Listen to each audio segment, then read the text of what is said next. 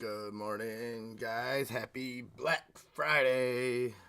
Whoa, whoa, whoa, whoa, whoa. Good morning, good morning. How's everybody feeling? Happy belated Turkey Day to everybody. Hope everyone had a fantastic day yesterday. I know I did. How y'all feeling? Good, good. Good to see everyone. Sabrina, Arctic Fox, Alaska, Lobo de Welfare. What's up, Mr. None Your Business? Good to see you, good to see you. Can't hear me? Can you hear me now? No? No hear me?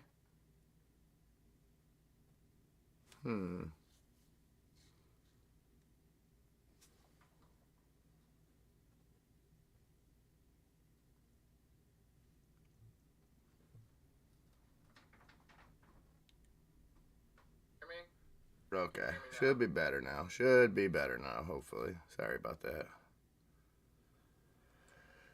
All right. Good morning, Germ Corp. How you guys feeling? None of your business can hear me. We're in the house.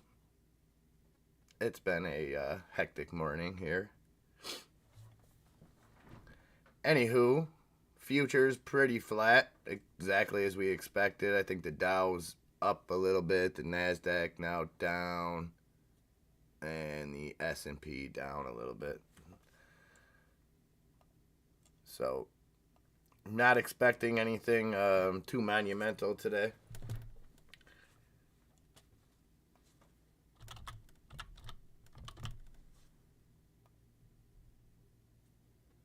Oh, what's going on with that REN USD? Up 36%. What else we got moving? Metamaterials. That's up about 6%. That Cosmos was going ballistic again. Be careful with that one, guys. Cosmos up at 40, just under 45 cents now. Yep, I got some chestnuts today. Arctic Fox. Figured we'd keep it a little bit cozy. And to any of you guys that are braving the crowds out there today. Sorry. Got a little bit of a cold. Be safe out there. A lot of angry shoppers. That I did not see. Let me try to pull that up there, Germ Corp.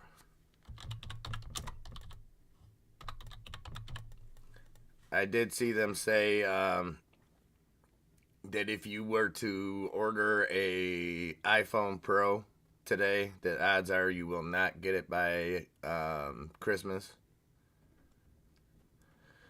So that could be bad news for people looking for that new iPhone.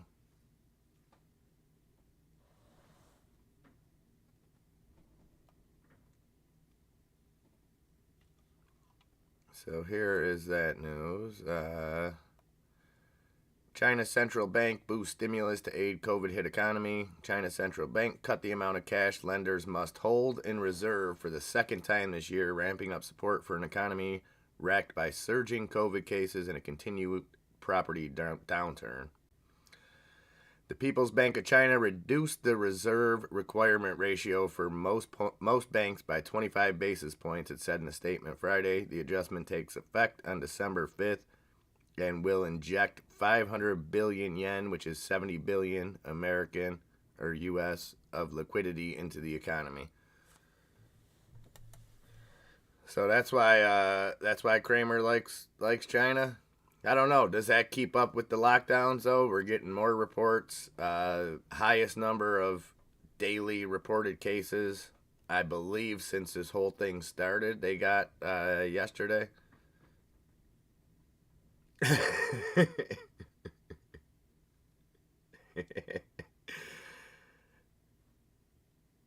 Well, let me ask you something, Lobo. If I got some nuts up on the wall, would those be walnuts? And if I had some nuts up on my chest, would those be chestnuts? So this is the first reduction since April. Comes after significant government actions recently to help the economy, including a rescue package for the property sector and adjustment of some COVID curbs to reduce the damage to the economy. So they say that in one breath, and then we see protesters at Foxconn getting clubbed like baby seals by guys in hazmat suits. So if that's how you ease restrictions, by sending guys in hazmat suits to beat people like baby seals, then I guess we could say they're easing their restrictions, guys. So yeah, I could see why Kramer's bullish.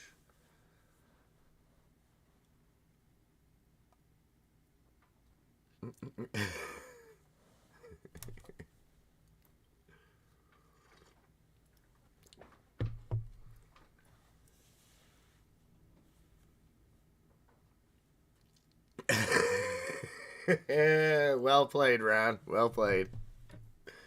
Well played. All right, 21 minutes, guys. Remember, the market closes at 1 today. So if you're locked into anything, I don't need to tell you, but the little Pixie, Shift Pixie, running up 20% today. $18 on PIXY. What else we got moving? Vista Platforms, VSTA, that's up 26%.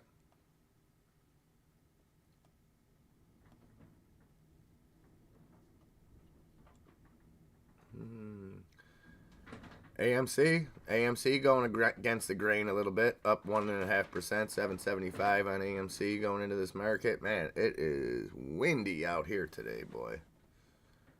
So I apologize if you guys hear things flapping around. But my shades are moving with my windows shut and plastic on my windows. Wind is still whipping through.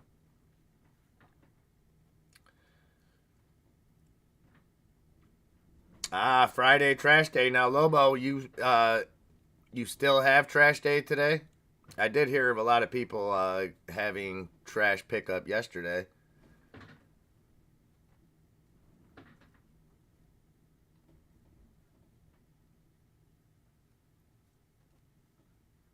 This whole thing at Foxconn looks pretty disastrous. Oh, and they had a technical error in workers' pay at Foxconn. I see that Foxconn issued an apology for a technical error in workers' pay.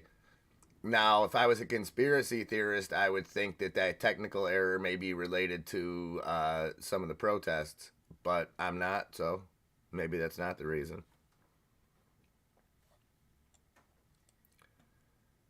What else? GameStop down a little bit. Nothing big. Where's that ape? Ape up just about 1%, 122. And across the S&P top 10, not a lot of green going into this. Apple down 1.5%, Meta down 0.5%, Google down 1/3%, Amazon down 1/3%. You would expect Amazon this to be a big day with Black Friday and everything, but not sure if it really means anything for the stock. Microsoft down 1/3%. Berkshire and United Health both up minuscule amounts, and then Tesla up 1.25%. Be safe out there. Running normal around there? Well, that's good. Good to know. You hate to be the guy that leaves your garbage can sitting out for an extra day. Yeah, Tesla's at, I think it's still at 185. 185.26 on Tesla right now.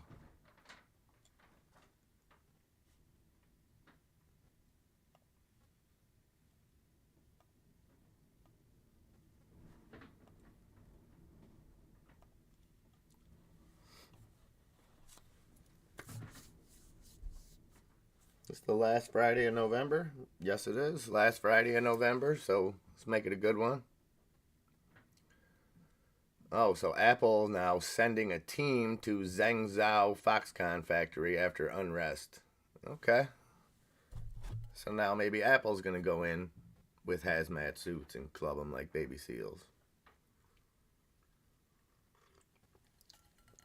Yeah, the SPY was up earlier.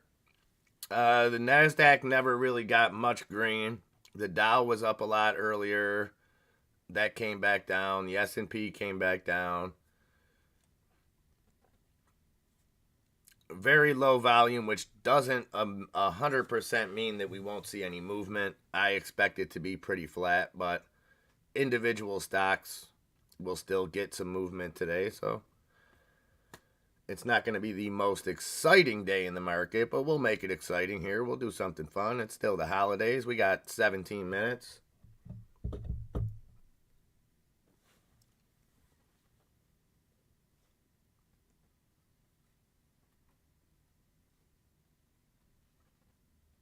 Bitcoin looks like it held. So we had that Coinbase news come out yesterday.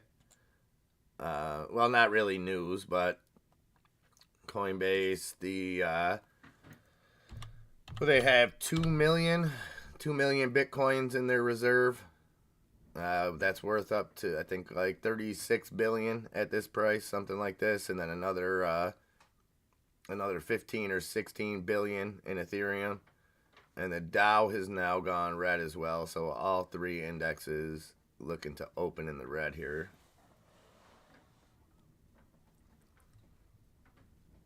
Yeah.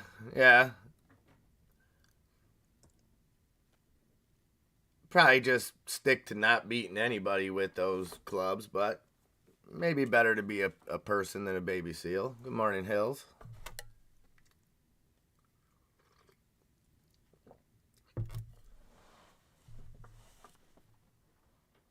Yeah, it's pretty wild. But again, you can only believe so much of the videos coming out of China. I mean, obviously, there has to be some context, and it's tough to really decipher what's going on there. Not the first time we've played that game. Right before all of this started, you had the Hong Kong situation there that was really, really tough to distinguish what was really going on. But I think at least for Apple in the long term, they were smart as far as starting to maybe not exit China, but at least diversify, moving, opening some plants in India, buying chips from Arizona, making some, trying to make themselves a little bit less China reliant. But that could take some time. That could take a lot of money. And then you have to wonder, will they get the same profit margins somewhere else? You know what I mean? Is the low wages and all the reasons that we know companies manufacture in China, will they be able to keep up those kind of profits if they go elsewhere? I don't know. Seals are mythic creatures, Arctic. They're mythic creatures. I could never hurt one of them. A seal or a penguin. I'm pretty sure you get a one-way trip to hell if you mess with them. Yeah, that's terrible. Again, just like what we were talking about with the horses. Now, if when a seal naturally dies, you want to use whatever's in there, you know what I mean, to benefit from, I'm all for that. But when you're killing them for their stuff, let them live. Let them live. Fur is one thing that I can really get behind. There is, I understand at one point in history you had to kill animals for their fur to keep warm, to live. You can go to a Burlington coat factory near you at any time nowadays and get something that'll keep you nice and warm. So really no need to, but that's just me. I don't think I would look good in a fur coat anyways, so I never really thought much about it. Oh, cold out there for a Cali boy? Well,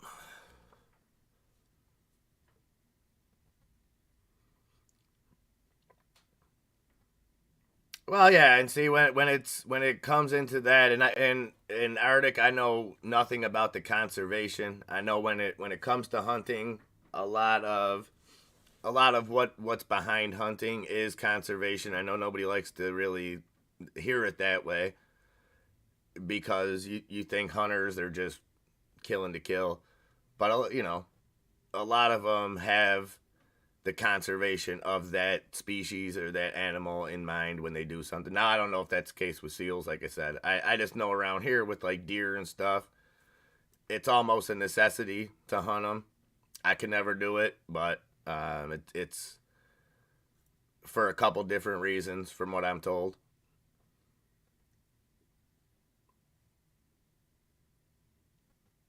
So they kill the baby. Okay, so that's why they kill the baby ones, because they have fur and then they change and then. Oh man. So I'm led to believe, Hills, that they could take a bunch of plants and stuff and turn it into a. I can't believe this isn't a hamburger, but they can't find something to make into. I can't believe this is baby seal fur. Gotta be a way. Maybe that's a cash cow. So if any of you guys out there have any experience in baby seal fur and how we could potentially replicate it, let us know in the chat. It's Friday. Yeah, definitely, Lobo. Definitely. And it's, it's like everything else. I don't think it's a black and white issue, but I think a lot of people do. I don't know. Hunting and fishing is like it's like something that's passed down.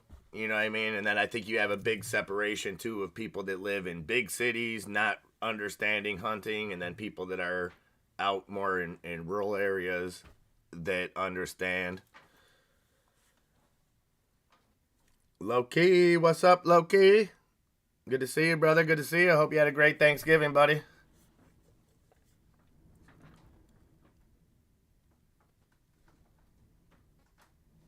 Okay. Did we make? Why did we even have? I don't know. Do we have seals here at the club? I don't know if we have seals in America.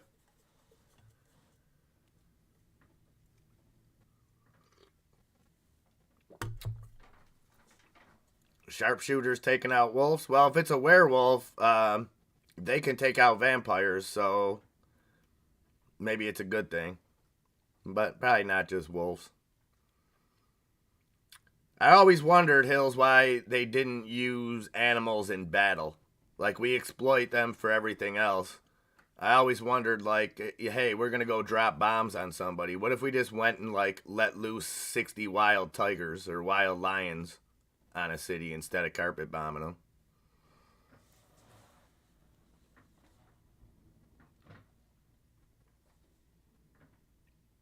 Oh, okay. I didn't even know we had seals over here besides zoos. Thank you, low key. Yes, we had an awesome day. Pretty low key. Just had the fam over and hung out, and then wrapped the night up with some Call of Duty with my man Caesar C and Enzo and Little Nicky. Good times. Enzo was still going on. I think he had still been up since Tuesday when I left him at about 12:30 this morning. So I'm gonna hope that he's taking a little nap right now, because he needed it.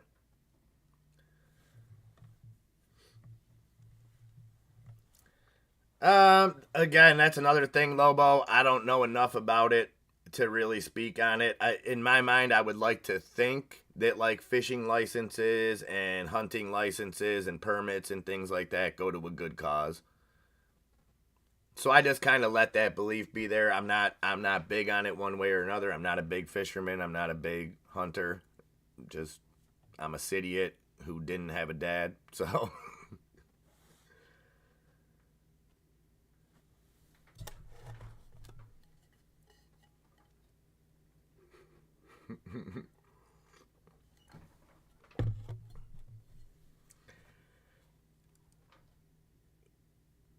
I could fill Toronto with what you do know. Well, I like your dad's mentality, Hills. So I'll take that as a compliment. All right. 8 minutes, guys. 8 minutes. Black Friday Bonanza. They're live at Target right now on Squawk Box, showing people doing shopping. Odie Fro! What's up, Odie Fro? Good to see you, buddy. Good to see you. So Odie is normally working this time of day. So great to see you have the opportunity to join us. I didn't get a chance to talk to you yesterday, Odie. I know you have a big family that you do the Thanksgiving with, but hope everything was great. Hope the fam is all doing great.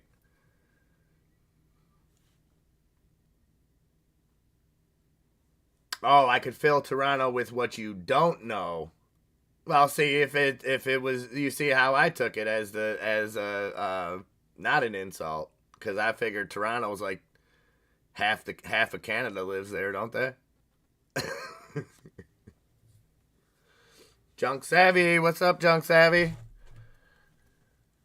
You have a big thank you coming to you at some point today, Junk Savvy, from Little Nicky. That was absolutely awesome.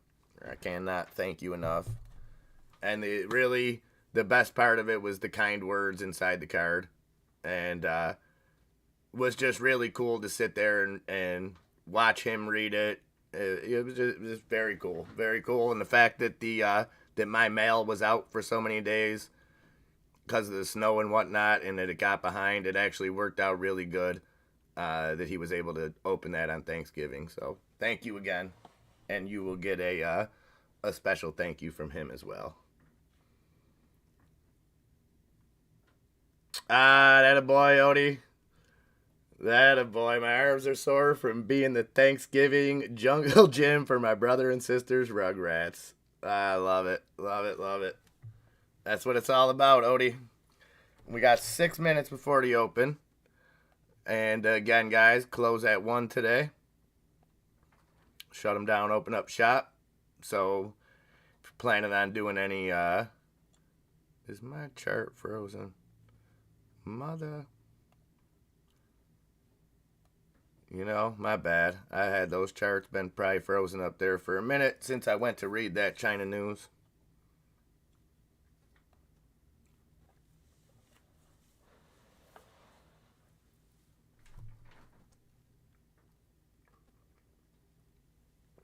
Future's slipping more, so don't know how red it's gonna get, but it's looking like a red open at least. Mr. Santa, what's up, Santa?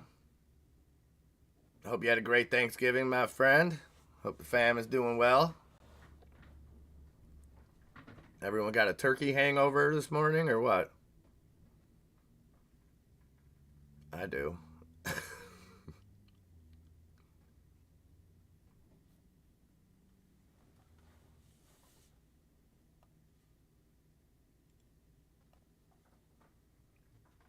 All right. 4 minutes before the bell. Oh, non-refundable. Where are you headed? On a train on the top of a snowy mountain? Sounds like a scene out of that one movie. You know which one.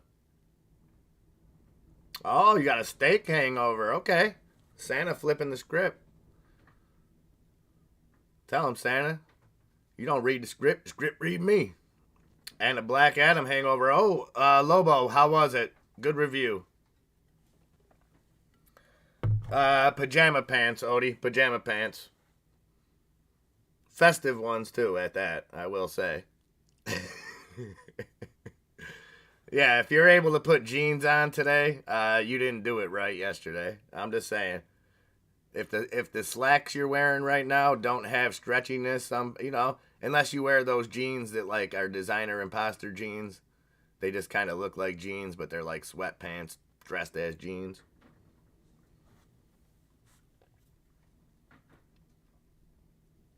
Yeah, I would be interested. I have not seen that Black Adam yet. I am kind of interested in it. Not gonna lie, it's probably something I'll wait till it comes home for. Yeah, anything with a drawstring.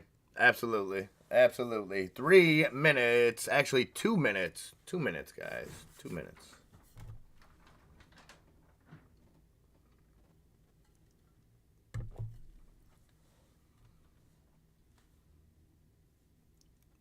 Oh, I'm sorry, Hills. Trousers. How about trousers? I'm trying to expand my vocabulary, Hills.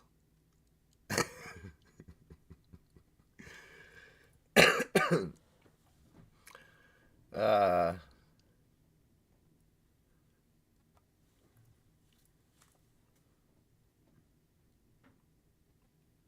awesome. Awesome, Lobo. Grumpy old man. What's up, Grumpy? Today is the busiest day for wastewater employees. It is. It is. Not a good day to be in waste management, I wouldn't think. Definitely not a good day to be in retail. I know my homegirl, H2O Bubbles. Hopefully she can get a chance to stop in here today, but I know she is 100% probably already been busting her ass through the night. So anybody that's in retail out there, God bless you. Oh, Lobo's here to pump you up. You see what I was going for? You see what I was going for? I didn't even notice that until right now, Lobo. This is definitely bootleg Hans and Franz sweatshirt.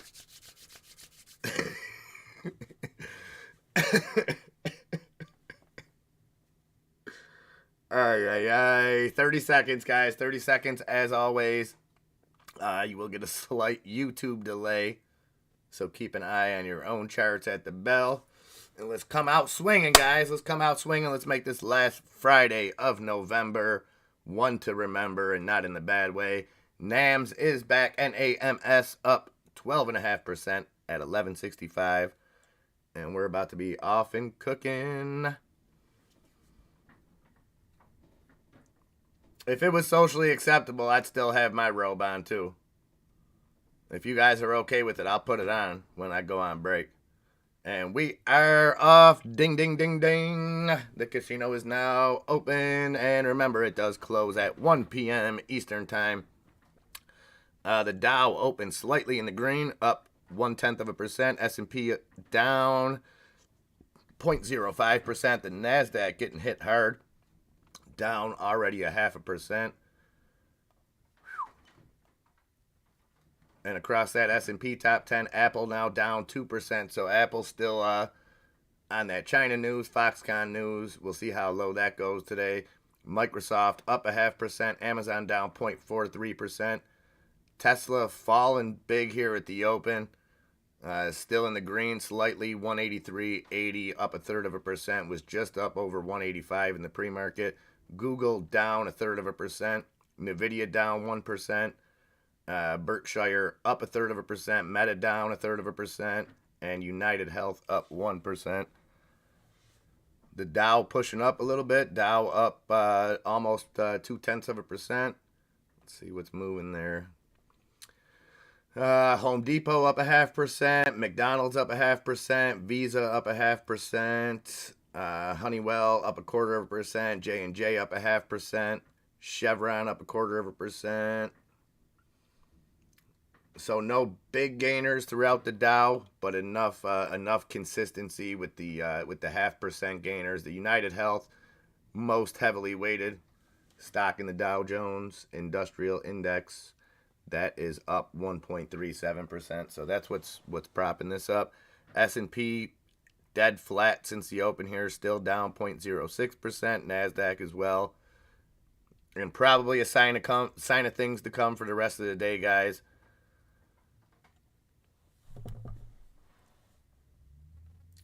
You know, I could not find anything on that to save my life, Arctic Fox. I still feel like there's going to be after hours. I couldn't get a statement. I checked. Now I don't use Robinhood or a few other platforms, so I would imagine it's going to be platform specific, Arctic. The way that I'm playing it, unless I can get, or we can get some solid info, you know what I mean, as far as details, I'm going to play it as if it's not going to be, but kind of expect there to possibly be. But, you know, typically, Arctic Fox for me, I'm not making many moves on a Friday in the after hours, anyways, so I'm not too concerned about it. But like I said, I did try to find out for you guys, and just wasn't able to get a direct statement. You know what I mean? Seen different opinions, different people. Yeah, it's open till 5. I think it's probably open till 8, you dummies. Tesla getting crunked on. So, not exactly sure what's doing this, but Tesla down a full percent now. Whew, just EUDA.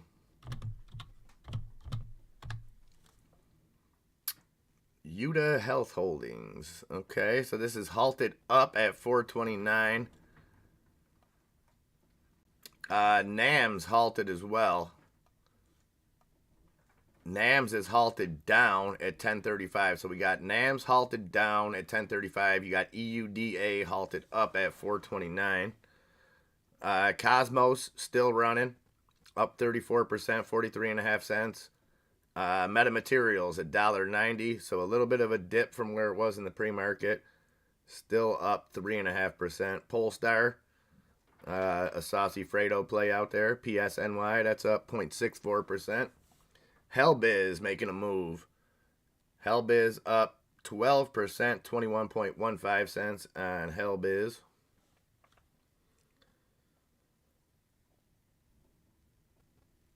Yeah, I seen that yesterday.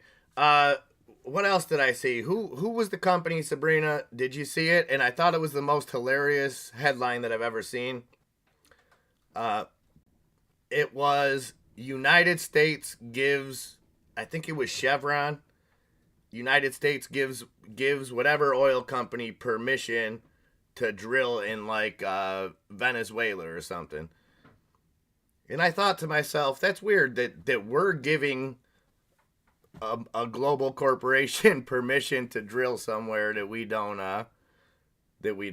But I guess that's the way of the world. What's up, Tennis is Physical? Happy Thanksgiving, brother. And hope the dog situation worked out. I know you were in the process of doing some good stuff for some shelter dogs, which is an everyday thing for you down there. And to anybody else that did anything yesterday, Junk Savvy, I know you donated your time at a local church and helped bring some joy into a lot of people's lives. Very, very cool. I applaud any of you guys that did anything like that yesterday or any day, whether it's humans, animals, all that good stuff. Oh, yes, Nan. I forgot all about that. Headed to Seattle to watch the Raider game. That's right, brother. That's right. I want pictures, Nan. I want TikToks, whatever kind of video thing you use. I want it all. So you better be sending it my way. Because I will be watching that game with a good friend of mine who is a hardcore Seahawks fan. So looking forward to that. And what is Energy doing? Mixed bag with Energy. Hess Corp down 1/3%. Phillips up 0.1%. Valero up 0.15%. Marathon Petroleum up 0.5%. Devon Energy up 0.5%. Pioneer up 0.5%. Oxy down almost 1%. Concord Phillips flat. Chevron down a little bit. And Exxon up a little bit.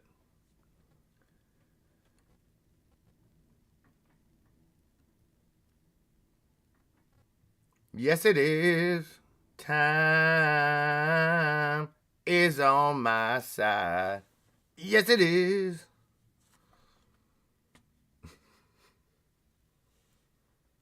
Was that the movie? Was that the song in that one movie with Denzel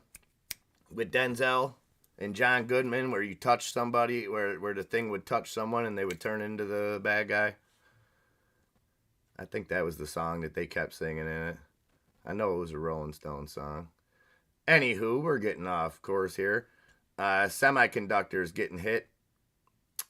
So Micron down 0.25%. NXPI down 0.5%. Broadcom down 0.5%. Qualcomm down 0.25%. Intel down 0.1%. Nvidia now down 1.5%. Nvidia's another one was up in the pre-market. Taiwan Semi down slightly. AMD down 1.5%. Texas Instruments down 0.25%.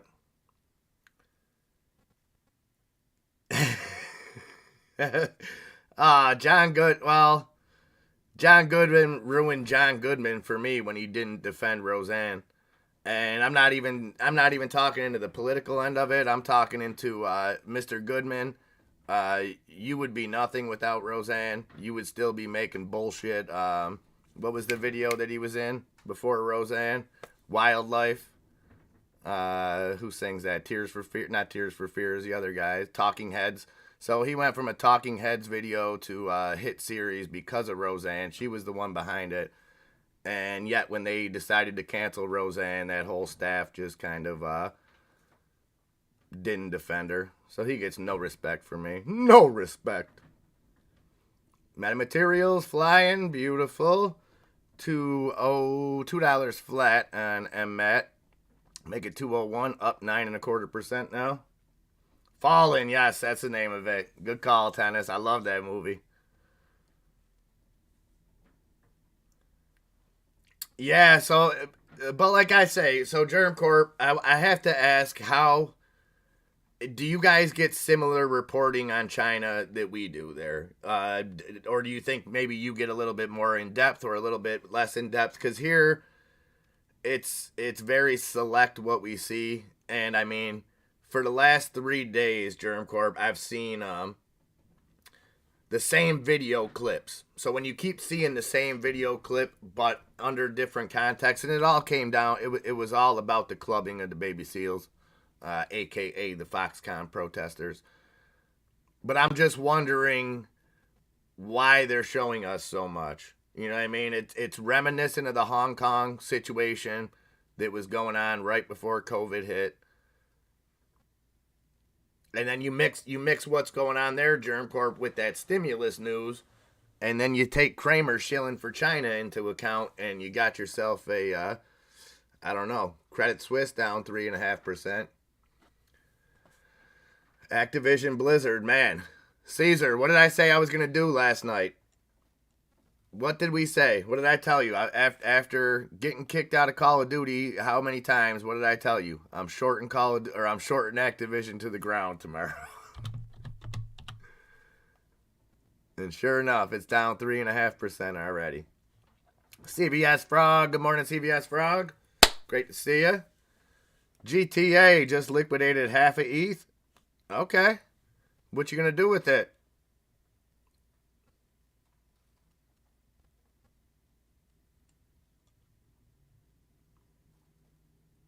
Who we talking about, Hills?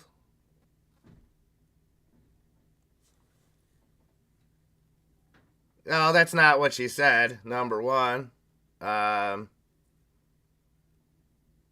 again, that's not why she was canceled, but again, my thing is that show should have never been able, you can't take the lead character out of a show and continue to try to make money off it. Roseanne was that show. Short Activision, yep. Yeah, but what? I don't know if is it gonna sell more than that? You know what I mean? It might. I mean, I'm not gonna lie. I bought it. It's the first Call of Duty I've bought in a long time. But it's still glitchy. I still think they pump too much out. And now we find whatchamacallit isn't that this deal probably, now they're saying, isn't going to go through with Microsoft. So, and then you've seen like Microsoft. So Microsoft had put a deal in for Sony for a 10-year plan to have Call of Duty. I don't know. Oh, it's all fantasy, Tennis. It's all fantasy. It's just how you play it.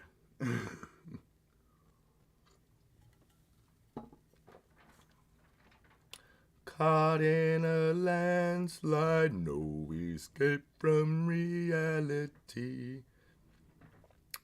Well, maybe you should pick it up and come play with us, GTA. At least pick up the free version. At least pick up some Warzone. Come hang out. Caesar C was carrying me last night. Caesar's pretty nasty. Don't let him fool you. Don't let him fool you. EUDA. So back open, ran up to $5. Come back down now at $4.22. NAMS run all the way up to $13 right before the open. Dropped down, then halted down 10%. Yeah, that's my biggest gripe with them. GTA is that they push a game out every year, and there's not as much quality to it. And like the games always run like crap. The connections are always garbage. But it continues to be the most popular game. They spend the most money on advertising. You know, you get the most celebrities playing. Like, how much alone did that launch commercial cost? It had 50 celebrities in there that were all at least getting paid something. Yeah, so the free one, GTA, is Warzone, which is mostly battle royale type stuff, but there's a few other things in there. And then you got like the full game mode, which, like I said, this is the first time I bought the full game in some years. And I only bought it to play with like Caesar and people from here, Enzo and stuff. Enzo's got a great way of talking with children on the mic when you play Call of Duty.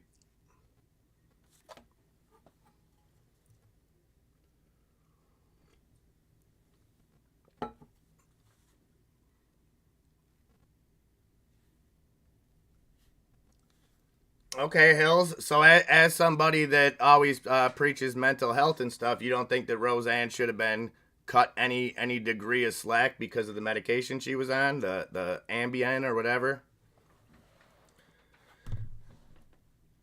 And again, that doesn't change what I say. I don't think people should be canceled for whatever. And you know, hey, that's their right. That's their right to do it. I still think John Goodman's a piece of shit for not defending her. If you went out today, Hills, and you said something stupid and the world was coming down on you, I'd still defend you. I might not defend what you said or what you did, but I would still defend you. I would defend your character. Everybody makes mistakes. It's just funny nowadays that nobody does, and everybody should lose everything they have for making a error in judgment. No, she wasn't drunk. She was on those pills that are proven to have weird effects. I forget which ones. I'm not a pill guy, so I don't know. But they're ones that like people will like go and cook a full meal on them in the middle of the night and not remember. And again, I took the time to listen to Roseanne's point of view on it, and I don't think that she meant it as a racist comment at all. She went on Joe Rogan. She explained it because no one else would have her on because there was a lot more to it. I wouldn't expect anybody outside of America to see it any further than she made that comment. She got fired. There was a lot more to it. Because if she voted a different way and she made that comment, she would be fine. Because if you see all the racist stuff being thrown out right now about Herschel Walker, it's okay. It's okay if you're a racist on one side of the aisle. So, was it sleeping pills or the ones that keep you up? I can't remember.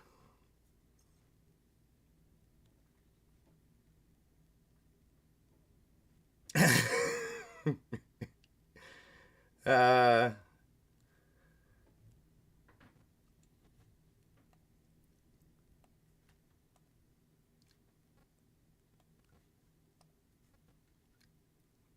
So, the market exactly where it opened, just about. Dow up 0.25%, S&P down 0.07%, Nasdaq down 0.5%. Ambien. And again, I've never taken it, so I can't speak about it. I can't speak about it like that. But at the time when it happened, I did see other people talking about the effects of it. I didn't say you think mental illness is an excuse, but you like to be empathetic. So if somebody has a mental illness and thinks that they're a unicorn, that's fine. They can do that, and those people usually get a break. But again, if somebody has a mental illness and says something, again, if she said it not in today's age, it would be different because now you're kind of allowed to talk. And I'm not defending what she said. I'm defending the fact that people make mistakes and shouldn't lose everything they have over an error in judgment. It's absolutely the company's right to do that, and it's my right to think John Goodman's a piece of shit for not defending her. So that's all. Again, I don't expect anybody to defend her actions, but when you would put money in continuing a terrible show without the lady that created the show, you got some integrity problems.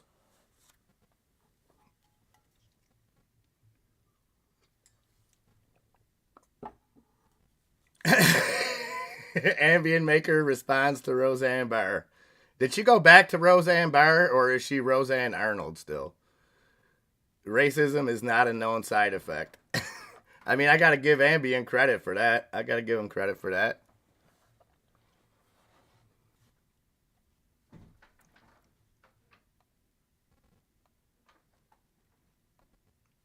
I'm just saying, if you remember, you can all, you could, well, yeah, that's the thing. We can't, Junk Savvy, because that was an okay statement.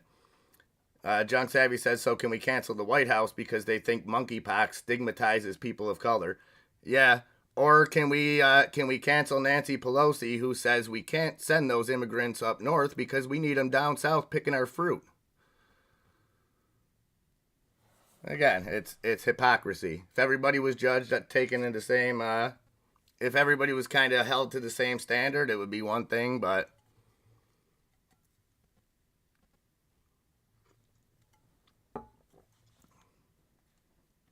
like Herschel Walker, I'm not defending him. I think he's a dum dum. I think the fact that he said I think the fact that he said he used to want to be a vampire, the whole thing with werewolves and stuff, is absurd.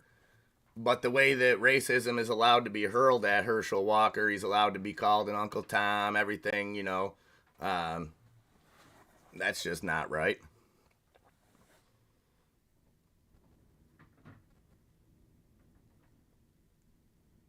Yeah, Charlie Sheen, that's a whole other story. That's a whole other story, tennis. We're not going to go down that rabbit hole today. But I'm not sure how to feel about Charlie Sheen.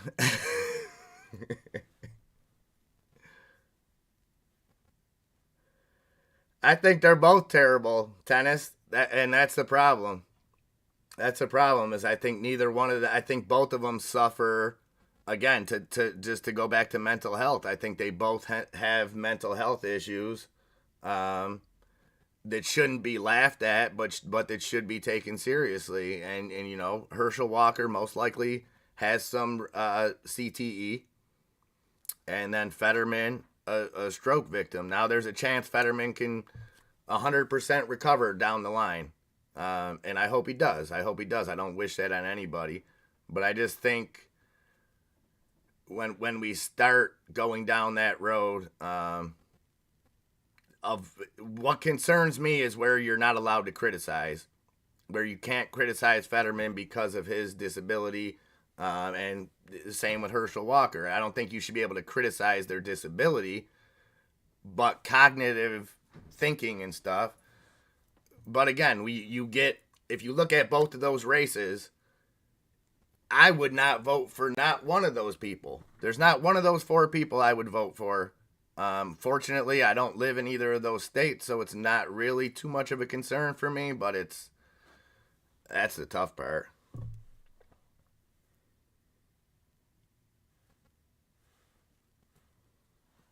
Oh, Hills Bills, please carry on. I like when you carry on. And I don't blame anybody for voting lesser of two evils, tennis. So don't think I'm trying to single you out or anything, brother. You know that. What I have the problem with is that's what we're always left with. We were left with a stroke victim and a fantasy TV doctor guy up there. Like, I'm not saying Dr. Oz was any better. I wouldn't want either one of them. Brewster's Millions said it all. Vote for none of the above. That's all.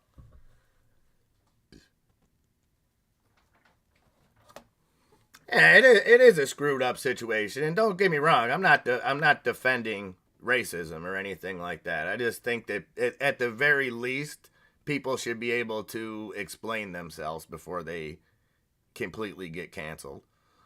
That's all, and I think that goes for anybody. And again, they have the right to do that if you say dumb stuff, because there is the accountability end of it too. Don't think I'm shying away from that. You tweet something that's racist or whatever the case may be, freedom of speech aside, there's nothing that says that there's no repercussions to speech. So I 100%, I don't think like, oh, it was illegal what they did, nothing like that. Like, and it wasn't even what they did. Like I said, I just seen it as, I look at it like we're all human. I would like to think that if I made a mistake and did something, sure, my job might fire me, people like that.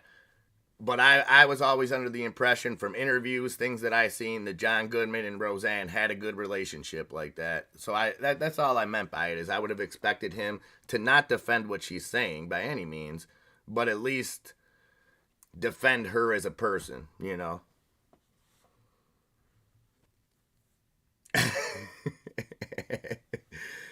I would never single you out, Tennis. You know that. You know that, brother. The market trying to turn. The S&P was just green there for a half a second. The Dow up 0.35%. The NASDAQ still getting hit down a 0.5%. We are at 954. I know what'll turn this day around. The heat map.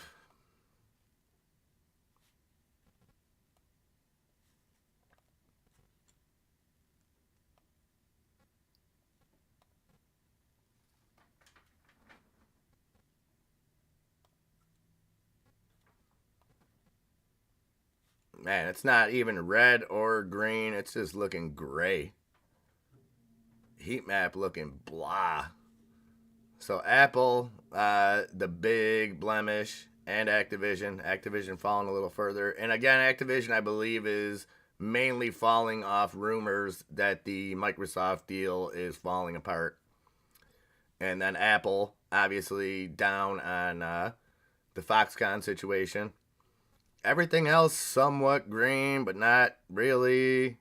Just kind of a blah looking heat map.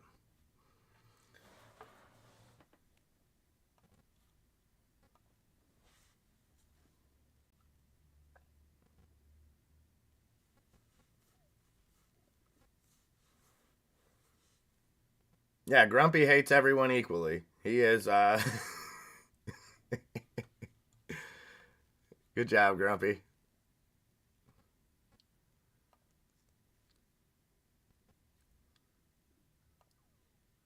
I don't even know how we got on that either, Hills. My bad. I don't know how it got to Roseanne, but that's what happens when the market trades sideways.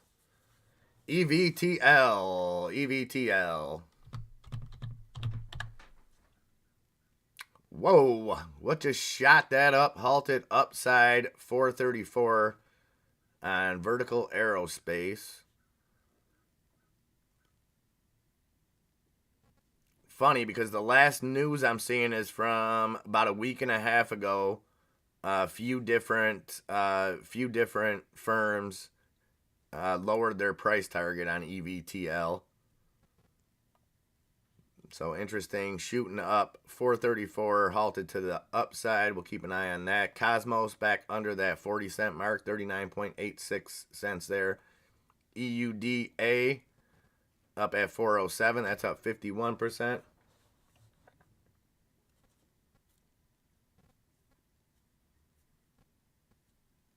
That's true, Tennis. That's true. We had an interesting talk about that in Discord the other night.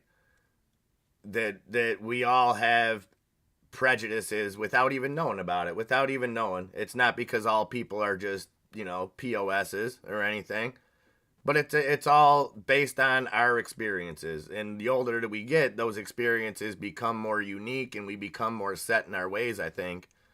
Um, and I think we all try to work on that. We all try to have a better understanding. Because I know I'm hard headed. I know I'm hard headed, but I also know there's reasons why I'm hard headed. It's not just that's not to say that I'm right, but I just know the reasons behind it. The life that I've lived. The life that I've lived is completely different than the life that any one of you guys have lived, just like the next person.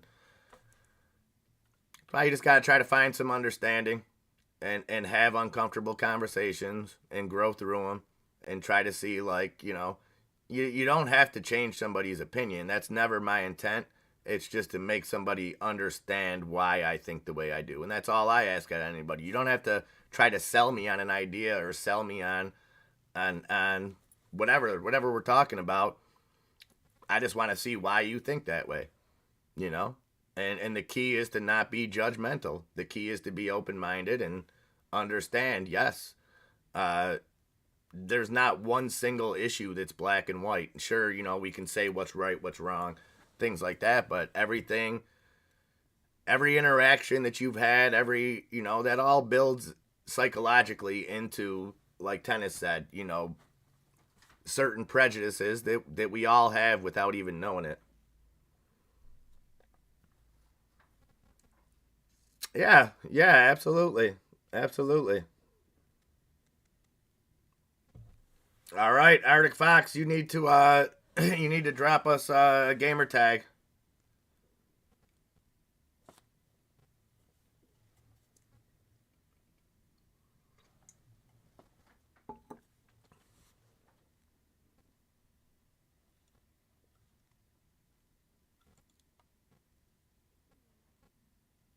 So EVTL came out of the halt, shot up to 454, then come back down. Now at 421.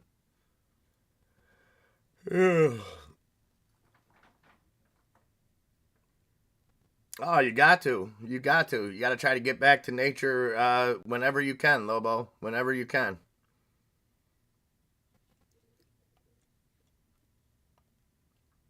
Metamaterials dip back down here now, 195. Yeah, that's that's kind of what I try to do. Tennis. I try to avoid conflict, and don't get me wrong. If I have to defend myself or my son or somebody else, But yeah, I just try to not go out looking for trouble. And the S&P cracked back into the green, up 0.03%. The Dow now up 0.4%. NASDAQ down 0.45%. We're 31 minutes into the day. Yeah, come up here, GTA. Mess around and do like a 2-year bid for shooting yourself into pee-pee like Plexco Burris did.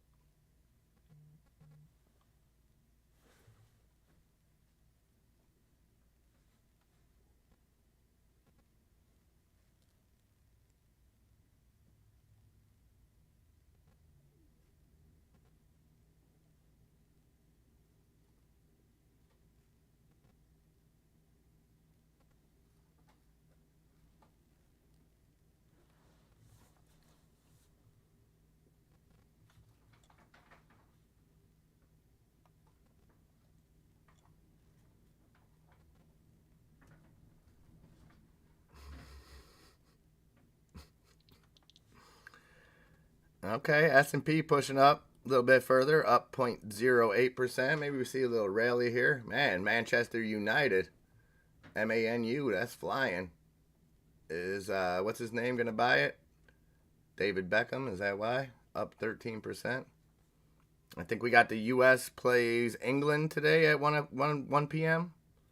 Something along those lines.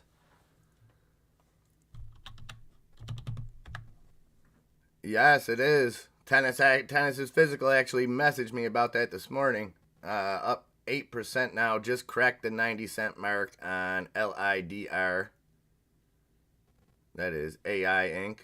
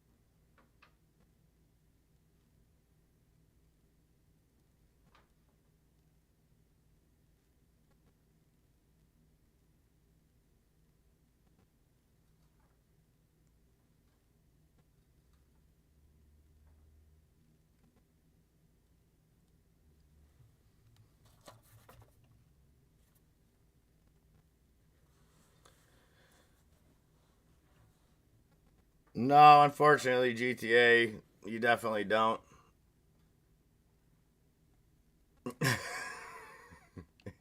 Grumpy. So 1 p.m. Yeah, I think I might have to. I might have to have a look at that.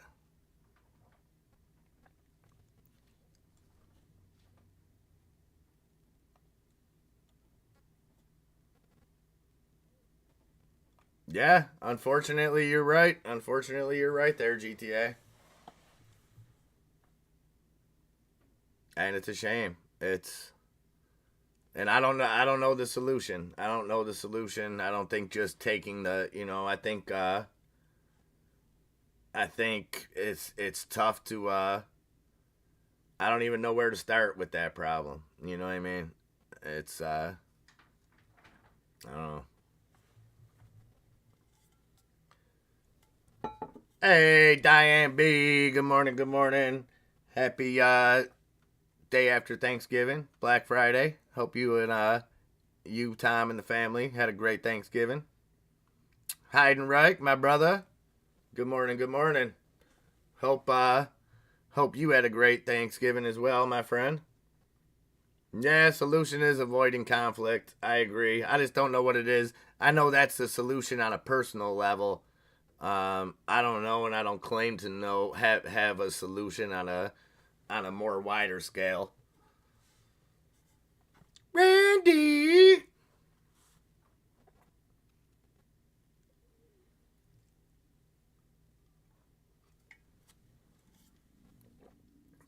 So we're 35 minutes in. A little bit of green.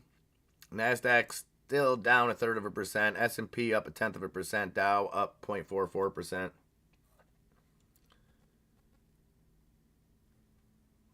Yeah, I mean that's in a perfect world. I think that is the answer. People shouldn't rush to solve with violence. I mean that's the ultimate perfect example.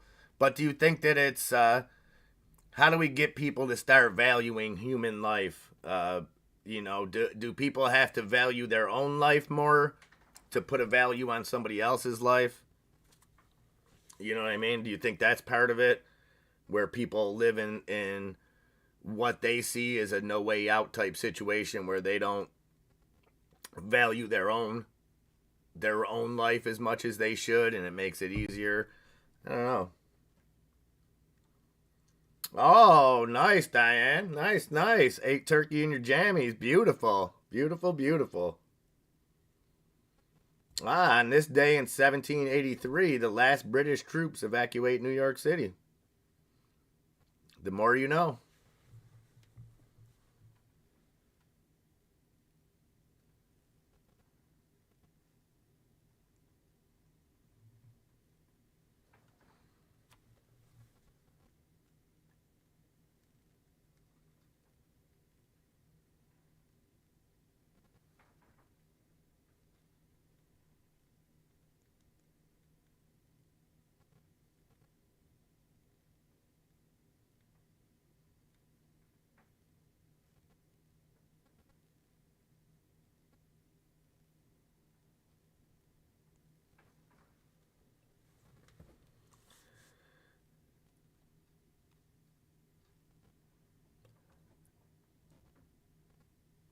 Yeah, I think that's part of the problem. I think it's and I don't know why, you know. Ah, Birdie Hunter, it's the weekend. Netherlands Ecuador starts in 50 minutes. Nice, nice. Well, I hope it was a successful, productive week, Mr. Birdie Hunter. I know you had a lot of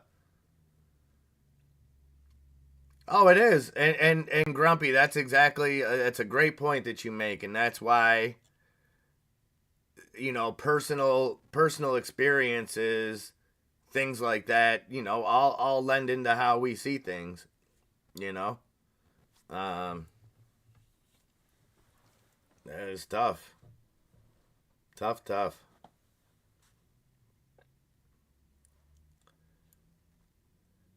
Well, it's almost like they need to do what they did in Escape from New York or Escape from LA, where they just let people that want to just shoot each other and do stuff like that, they let them all just live here, go wild.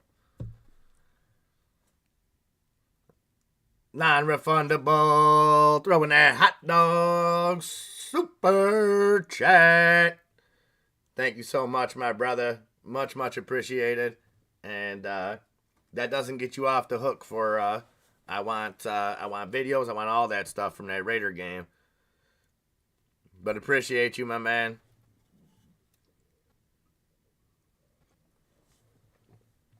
You deserve it, Birdie. You deserve that break, my friend. And hopefully we can, if you get some time over the weekend or later today or something, hopefully we can hook up. I would love to hear about it. I'm sure the fam would like to hear about it. But I know now you got bigger fish to fry. You got football on your mind. Football. So that EVTL trying to push back up 418.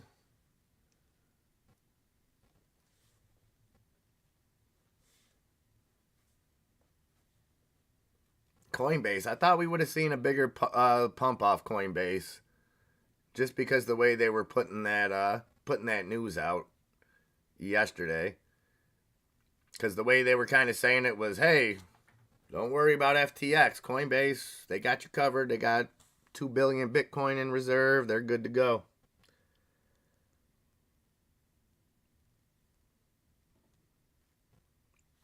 Gotcha, Lobo. Gotcha. Check that IMPP chart. I'm going to have to do that in a few minutes before my dog checks it for me. But IMPP is up 1.5% at 368. Let's see. Maybe we can get some more green on this heat map. Maybe we can brighten our day a little bit. Okay, looking a little bit better, a little bit nicer. Let's take a look.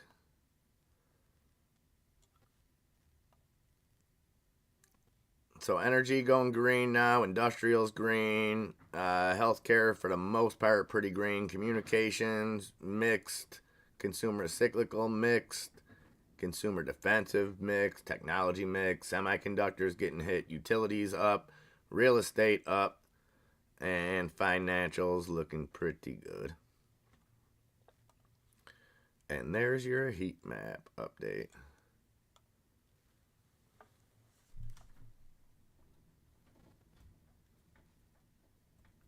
Well, I think Tom's safety is a little bit more important than buying that dip, Diane.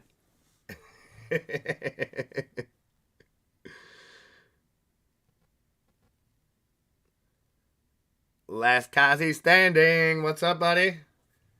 I hope you and Karen and the whole fam had a great Thanksgiving, my friend.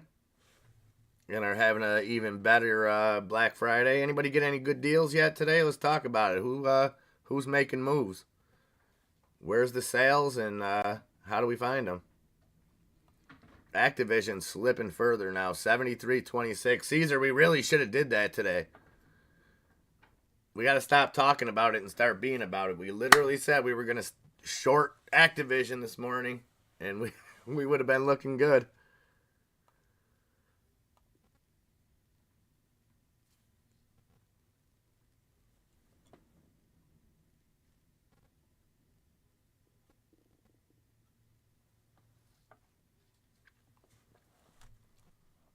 All right, 10, 12.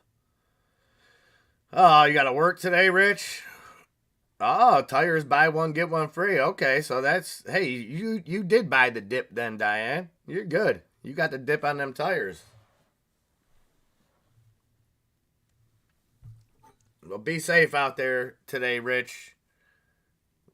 I'm trying to not have to. Well, I do have to leave the house. I gotta go to a wake later, but other than that, I'm trying to not really be out in this mess today.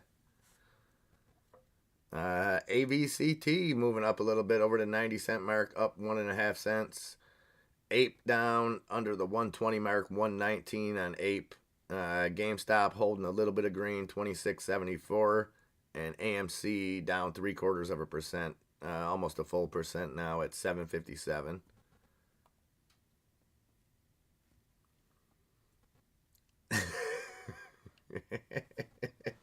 That is an odd amount, Odie, bro. Oh, it's the date. It's the date. Good job, Odie. That went right over my head. Odie, thank you so much, my friend. Very appreciated. Never necessary. And again, guys, I know you guys don't see Odie Fro in the chat during the day a lot because he's hard at work. But got to give him a special thanks. Does help us a lot on the back end. So thank you not just for that. Thank you for that super chat, Odie, and thank you for all the help, all the insight, helping us with the poker, with everything else. Very much appreciated. Very cool you get to spend the day with us today.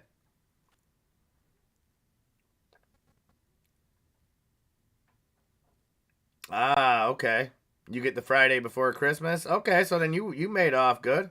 You made off better than I would think. 65-inch Toshiba smart TVs for $410 US.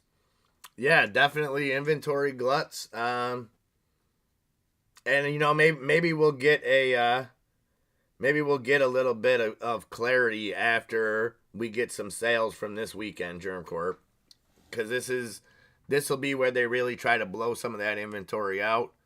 And then of course what we got to take into consideration, Germ Corp, over here anyways, is the potential of the railroad strike. Now it's not a definite thing that it's going to happen right now, but it's a definite possibility. It's a definite possibility, and I think we need to be prepared for that. And I'm wondering how stores are preparing from that, because if you go from an inventory glut to now not being able to get inventory, it you know.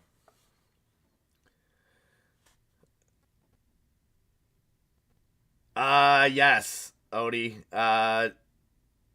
Where did I send it? I sent a picture yesterday. I thought I sent it to the chat that we're all in. It might have just been to Enzo and Nunya in the morning. I sent a picture of my backyard. It's almost gone already, Odie. Because we got yesterday, it was 50. Yesterday, it was 50 out. And today, it's about 45 and super windy. So it's really just pushing. So as it melts, it just pushes that water. Yep. Activision stock falls after report FTC could try to block Microsoft deal. Yep, that, and they must have been listening to us gripe about how bad the servers were. I mean, I'm still hopeful, Germ Corp, that some kind of deal is set up, but it's not looking good. It's not looking good because what's scaring me is the unions that have voted to ratify are still saying if the other ones don't, that they'll support them in a strike. So could be crazy.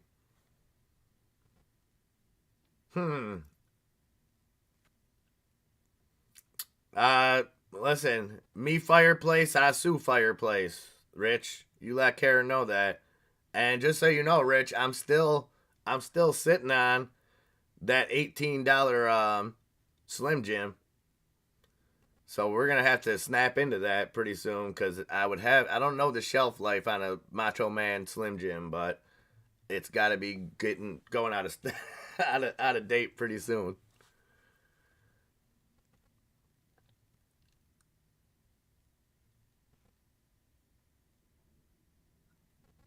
And Tesla Tesla, wild ride for Tesla. So hit that bottom at 180.64 and then bounce, bounce, bounce, bounce. And it is up now, back up at 184.37.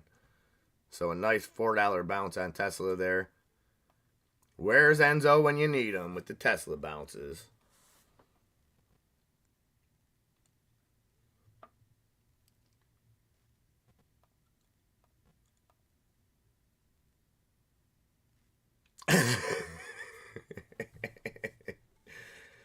Well, see, this is why context matters, Lobo. This is why context matter. I use the term sitting on it, such as you would with an inventory glut. You know what I mean? Where they're sitting on a lot of inventory. So I'm just sitting on a bunch of whatchamacallit.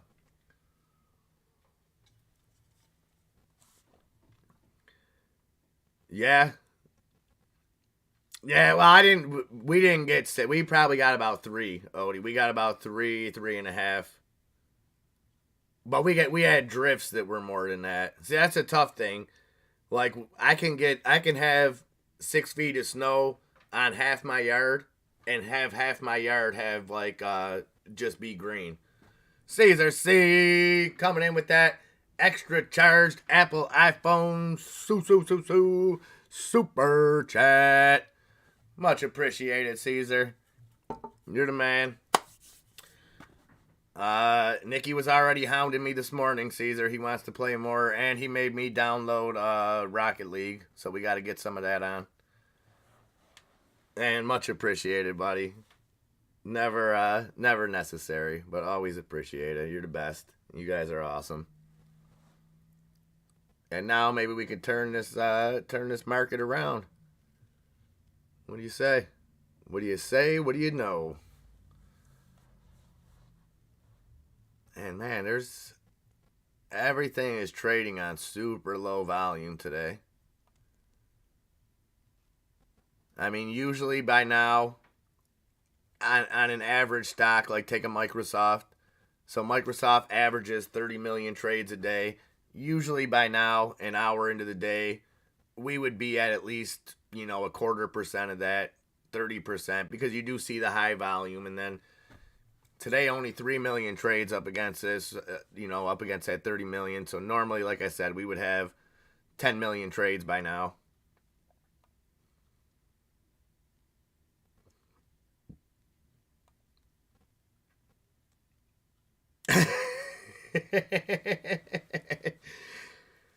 Diane's so bad at Rocket League, your friends told you to go back to zombies? GTA coming in hot. GTA, my little brother, I appreciate that, my man. Very, very much. Too kind. I can't stress it enough. You guys just being here is more than anything I could ever hope for. Like I always say, you guys give us your time, which is the most valuable asset. None of this stuff that we look at on these charts has anywhere near the value of your time, and appreciate that. Always appreciate the extra love, though. You guys are the best. Well, we got to get this in. So Rocket League's full cross-platform and everything, right? As far as I know. Because I'll tell you what I plan on doing tonight. Playing video games with the boy and whoever wants to join. We have some good times. Good times. A good time that I need to go have real quick, though, is letting the baby girl out before I have to also clean something up down there. So I'm going to take just a few minutes. And again, another apology today for the no music. We are still working diligently on that. Just sick of getting hit. And the worst thing is, we're able to clear all the copyright things up. They're not I just one time want to get a stream out and not get a copyright. And today may be the day. Today may be the day. But appreciate you guys putting up with the no music and stuff like that. We'll get that handled very soon. All right, guys, I'll be back in just one moment. Talk amongst yourselves. I don't have anything for you to listen to, uh, or I would, but yeah, I'll be right back. I'm gonna go let the dog out.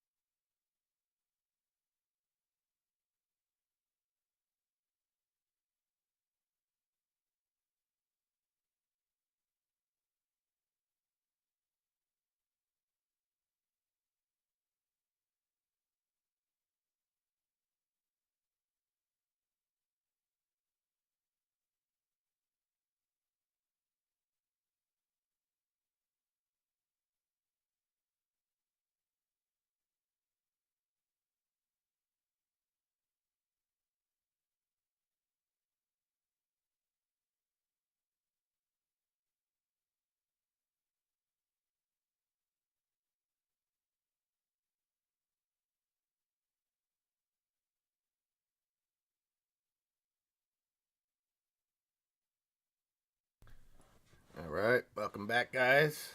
The market has made a lot of moves since I left.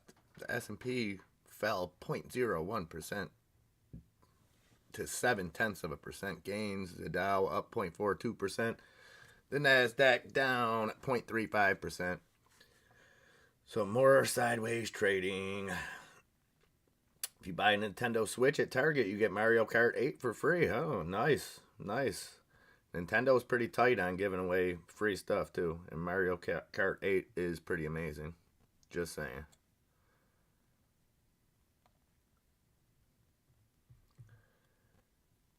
All right. Let's put something different up here.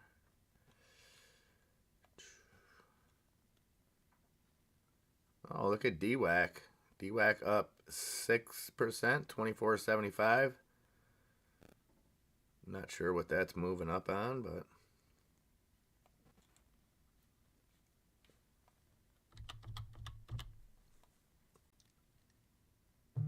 oh, blueberry and apple pie are definitely down more than 25%. And if you're still holding those pumpkin stocks, you might want to average down on them now.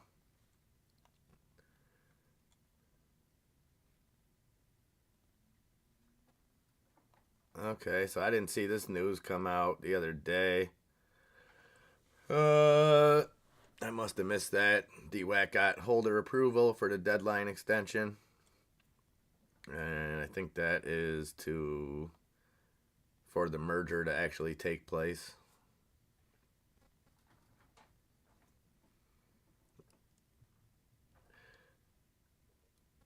And AI LIDR still holding that 90-cent mark, up 8.2%. NAM's still down 10%, 930. Cosmos hanging out just below that 40-cent mark. Metamaterials dropped down to 189 now. Metamaterials seeing a lot of volume though. 6.5 million trades there for MMAT already, up against just about a 10 million average. Welcome back.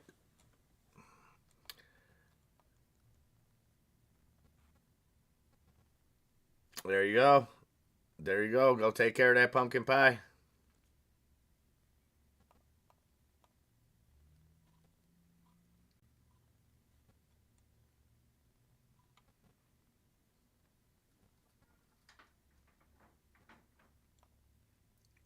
And that MMTLP, this may not be quite updated. This was from 10:30, but that's up at $10 even.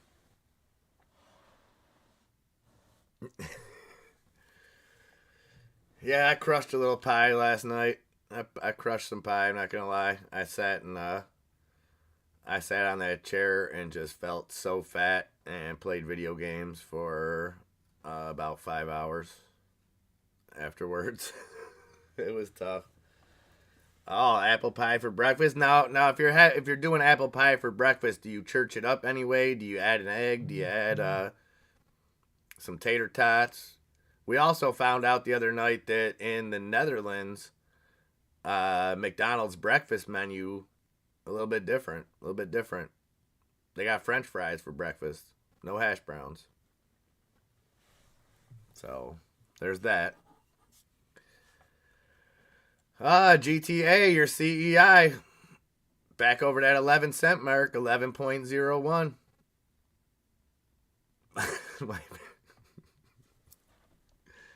What else is moving? Macy's. We got Macy's up 1%. I think that's where my sister was going this morning at like 5 a.m. for some sale they had.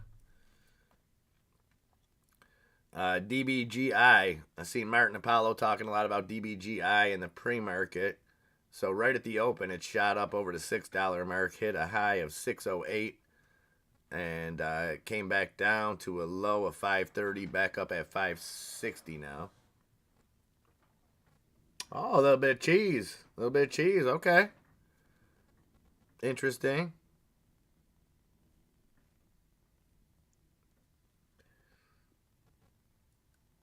Yeah, Elon did quite. He's been doing it. It's very tough. It's like a full-time job just to keep up on Elon's tweets and replies and things that he says he's gonna do and whatnot. So you think maybe the true, just saying truth? Do you think that could be something that's pushing DWAC up? The one thing with DWAC today, very minimal volume. So yeah, it is up 4.5%, but that's on less than 500,000 trades. I mean, I will say I think maybe Trump not tweeting since he was reinstated might be a good sign for truth, but is he going to be able to stay away from there? I don't know. I like some of those memes where it's like Trump trying not to get on Twitter. You know what I mean? Like it tempting him.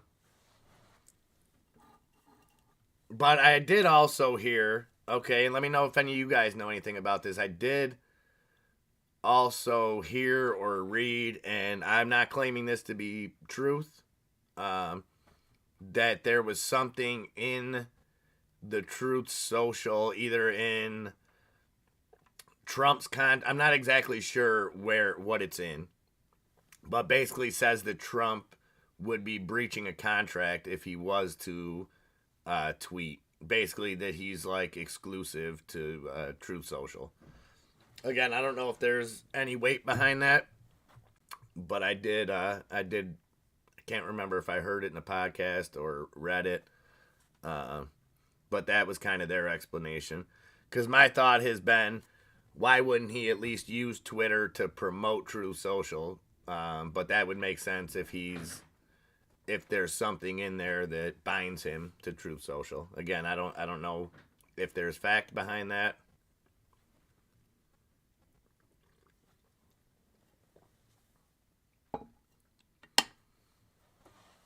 But we'll see. We'll see. It's a thin line between transparency and stirring the pot, I think, at this point for Elon. Because, and I'll admit, I'm kind of torn on it. Because, yes, I would love to know some of the things that happen, stuff like that. But, you know, the more that we dwell on the past and the more that we dwell over the last couple years, it's just going to make things worse. You know, I get it. I get that people want to know how certain events maybe really shook out behind the scenes, but what does it matter if Elon's supposed to be a new regime in there? I don't know. Again, even if his intentions are good, I think he just needs to. It's fun. You know what I mean? I'll admit that it's fun. There's a lot of stuff being stirred up there, but at what point does the good time stop? And okay, let's really move forward. Let's move a productive narrative forward instead of a continually divisive one. You know, it was. Is that what it is, Diane? 6-hour delay if he's to post to Twitter? Interesting.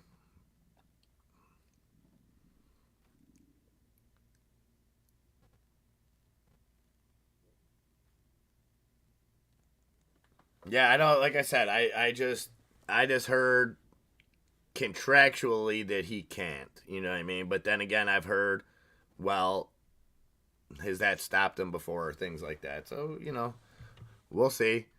Like I said, at the very least, even if you hate the guy, you would think from a business sense that if he was able to, he would try to lure people from Twitter there. That's all. Let the good times roll. Try to. Arctic Fox.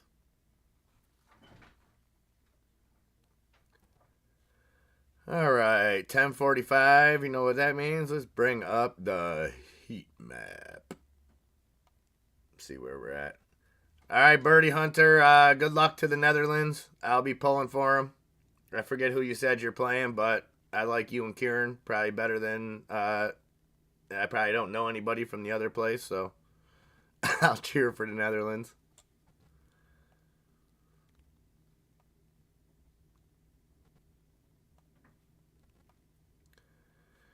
And the heat map still just blah. Can we get some vibrant color on here? Can we get some bright green? It just looks, yeah.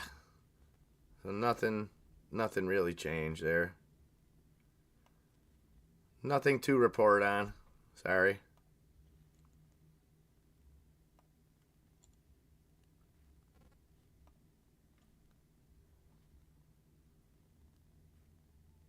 Ecuador. Yes, I do not know anybody from Ecuador. I'm sure they're lovely people, but I got to go with what I know. Activision down over 4% now, 73.40.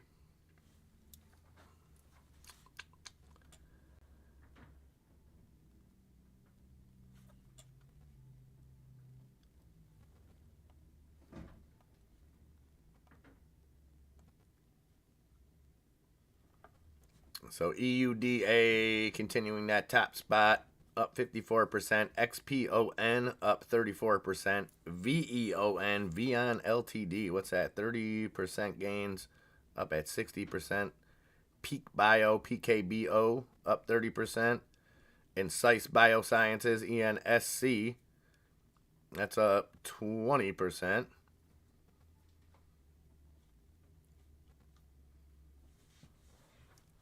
How many they just have one stadium at the World Cup, or is there multiple is there multiple games going on at once, or is it just a one at a time type thing?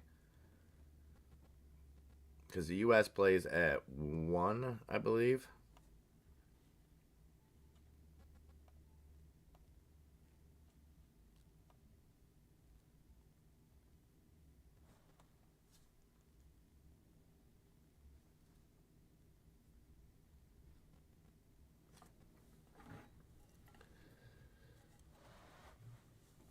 What kind of console are we talking about here, Diane? We talking about PC, like your computer, or are we talking about a gaming console? Talk to me. It's Black Friday. Let's go.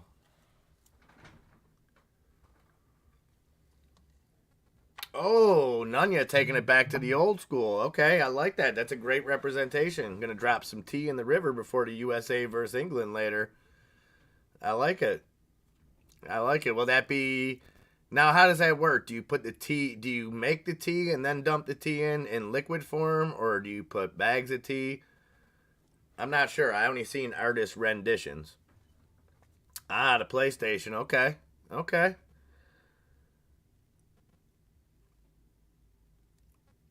Well, Diane, I only have an Xbox, but if you ever want to do some cross platforming, we like to get it in. Caesar's on PlayStation, right? Or are you on PC, Caesar? You're on PlayStation, right?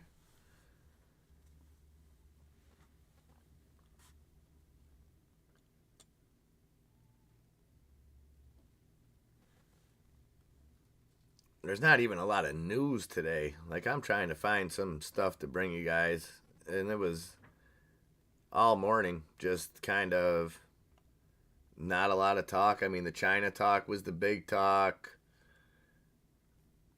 You got World Cup talk. That's kind of been all over the financial things today. Oh, it's 1:30. The U.S. plays 1:30.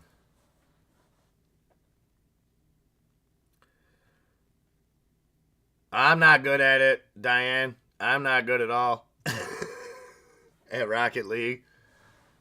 Me and Nikki are pretty good when we play together because we got good teamwork. But yeah, I'm not that good.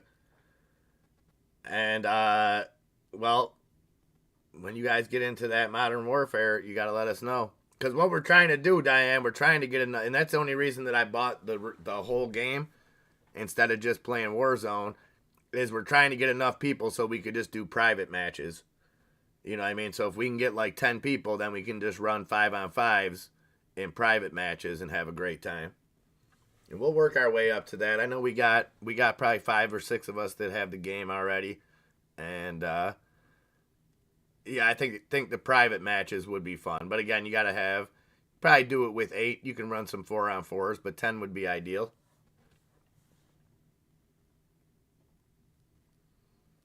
Hmm. My Microsoft order's bad. It's funny that we just say that and I just get an email about my Microsoft order being processed. And I didn't order no Microsoft processing.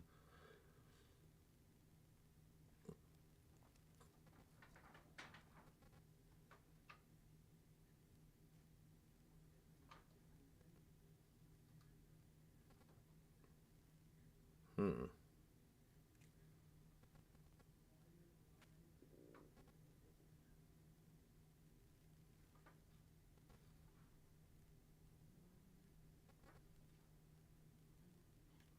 Interesting.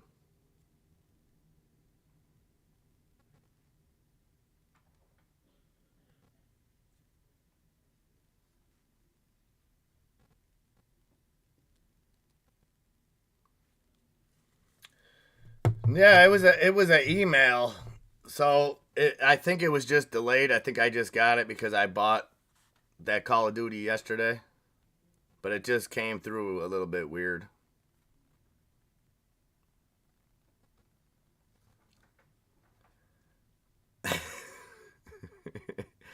Well, GTA when it comes to like the fighting and the shooting and stuff, it's kind of biased. It's not really like I don't know the shooting for as good as that game is. They can never get the walking down. They walk very clumsily, and the shooting is real auto aimy.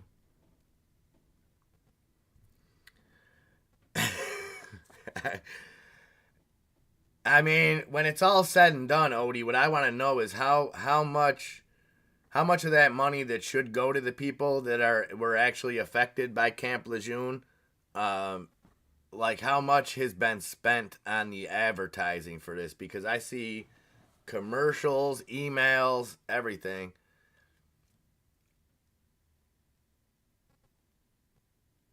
Oh, so this is some new footage they just showed on CNBC about the Foxconn thing, but it's from Wednesday. So they're just showing it now on Friday. It's footage from Wednesday. They're wiling out. Oh, I don't. Come on, GTA. I'm sick with it. I don't because I got the best stuff in the game. I'm a billionaire in GTA, so you know what I mean. You come at me, I get in one of my vehicles and just dust that off my shoulder. Oh, so a little bit updated news, and I seen Sabrina drop something on it earlier on Amazon. We talked about that Wednesday with their $1 billion investment. So a little bit of further news on that. They plan to produce 12 to 15 movies a year exclusively for theaters. So that's huge. So we when we talked about it last week, we put the number at 1 billion, even if they just do 5 feature films. We thought that might be a big deal. 12 to 15. Um, Pad? What you got? One pad, Lobo? You guys can come to any of my 13 establishments. Enjoy yourself. You can come in my club for free, free of charge. Where you want to go? To the bunker? You want to hit the submarine? What you want? You want the high rise?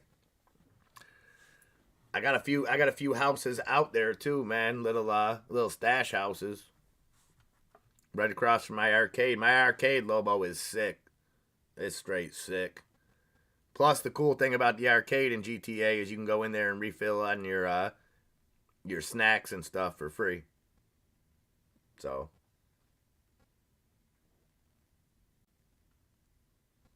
yeah, I remember you telling us that, Sabrina. That's absolutely awful. And that's like the stuff that I'm talking about, Sabrina. Like, why are the and I get like it's probably not just like a nefarious reason. Like I get that they're trying to reach out to people that were affected and get them taken care of, but it just seems like so much money is being spent that could go to go to families that were affected. I don't and maybe that's not the case. Maybe that's exactly why but it's like, man, this has to be expensive. I get 20 emails a week. I see every morning on CNBC, I see 3 to 5 commercials.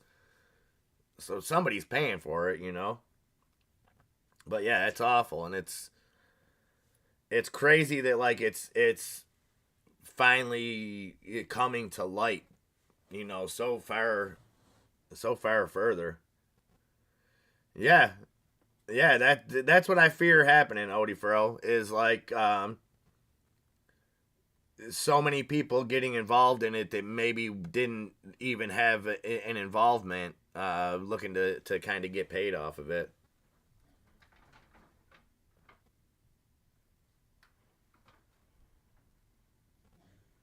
Oh, okay. Despite anti oil stance, the Biden admin just approved a new oil export terminal for the Texas Gulf Coast, country's biggest piece of oil export infrastructure. 2 million BPD, what's that, barrels per day? New export capacity.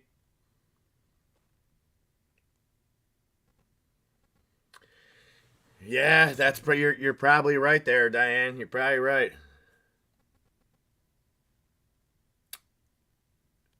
You got a DeLorean that can't fly? I got a DeLorean that can fly.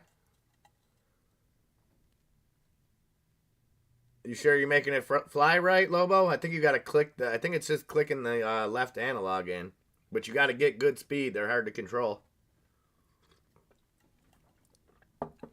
Oh, it's Kids Day at the New York Stock Exchange. They really are treating us like children.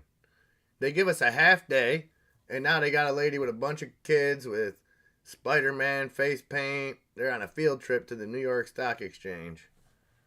Here you go, kids.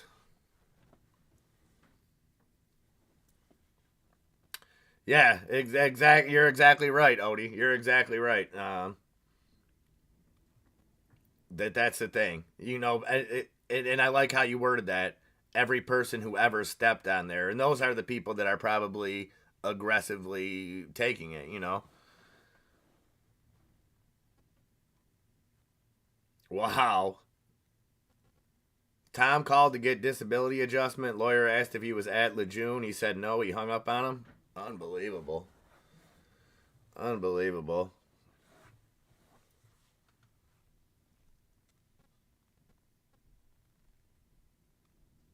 And it seems like this has been going on for some time now, right? Like at least over a year. Like they've been, when is something actually going to be done about it? It's like the mesothelioma.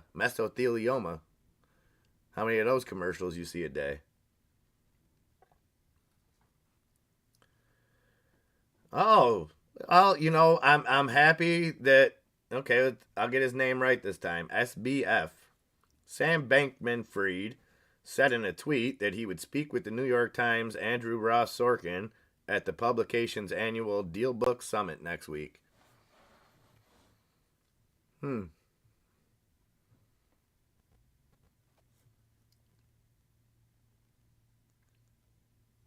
Are they ever gonna? Is this guy gonna get in any trouble, or he's going on book tours and shit now? I mean, I would hope that if that meeting takes place on American soil, that he's handcuffed and led away as soon as that happens. But a great little clip. So this is something that isn't being talked about. We're being told that his parents are both lawyers. Um, I came across a clip yesterday of Kevin O'Leary, and you guys know I'm a big Kevin O'Leary fan. But there's an interview from him from May or something, talking about he's a paid endorsed he had a paid endorsement from FTX, but he was also an investor, and it was the safest place in the world for him to have his money because Sam's parents are both compliance lawyers. So I thought that was a little interesting caveat. It's not been hidden.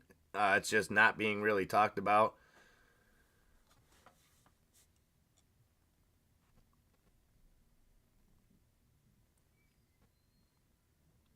Uh, oh, it'll be back to HBK tomorrow. This is the first one of the day. Junk Savvy laid it out there for me. I'll forget his name by lunch. Crypto billionaire CZ further outlined his plans to backstop the stricken industry, pledging to amass at least $1 billion for buying distressed assets and saying his Binance holdings will make another bid for bankrupt lender Voyager Digital.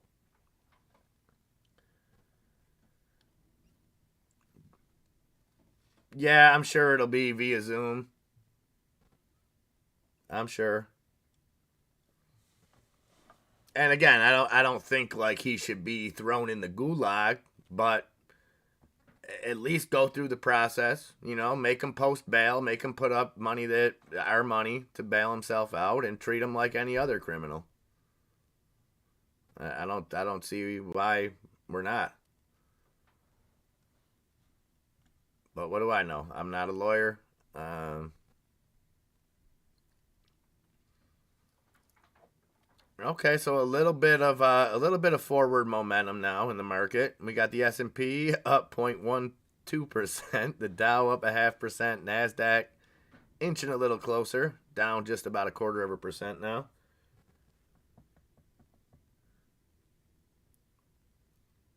Yeah, me too, Odie. Me too. And those, like, okay, so those ones I'm just like, okay, I always get scam emails about stuff. It's the constant TV commercials in now, okay, to a commercial on Squawk Box probably isn't setting you back Super Bowl type money, but nonetheless, it's just it's strange the target audience. You know, commercials don't just air randomly at random times. They target certain audiences, and it's weird to see that many come up in the hours between like 5 and 9.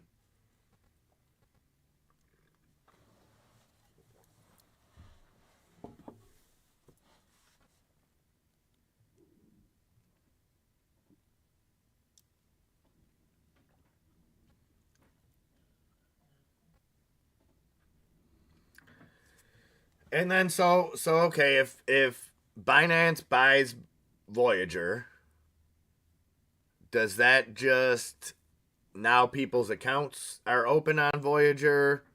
We just look the other way because I'm sure it'll go both ways. If how long has Voyager been locked up for? A couple months now.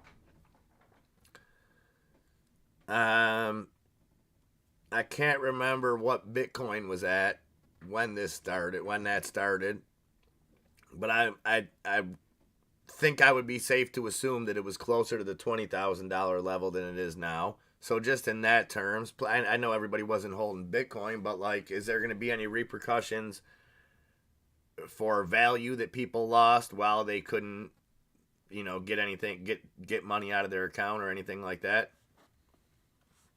Or is it just going to be uh, we restored access, it's back to business as usual? If I don't know.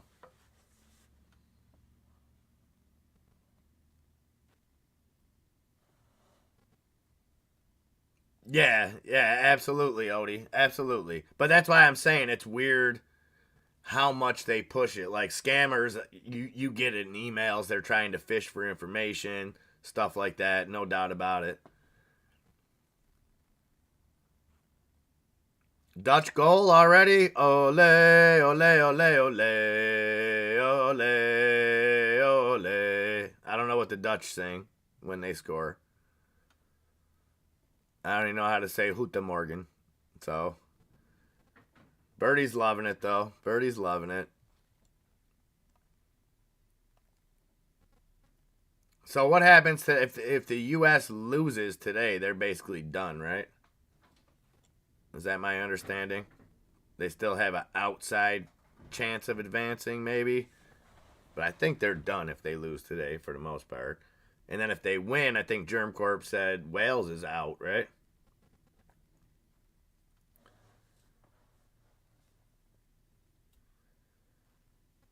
Oh, billionaire, is that George Soros? Junk savvy increases stake in Tesla and continues to buy Ford debt. As of June 30th, Soros held 29.5 million in debt from Ford. Soros has picked his horses in the race for the EV top manufacturer. Okay. Huh?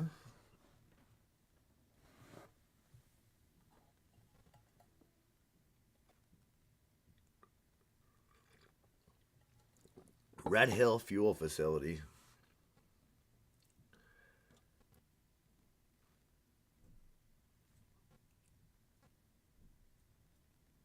The George Soros.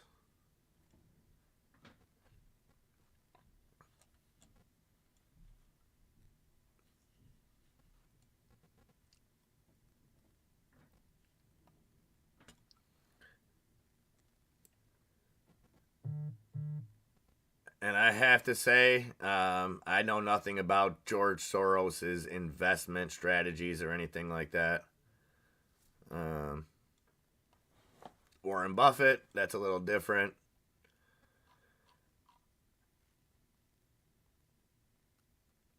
Oh, we gotta get we. That's what's on the line today. We're getting James Corden if we lose. Martin. I have not. He's not around right now.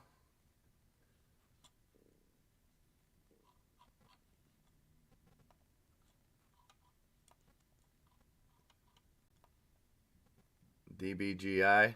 Let me look at it.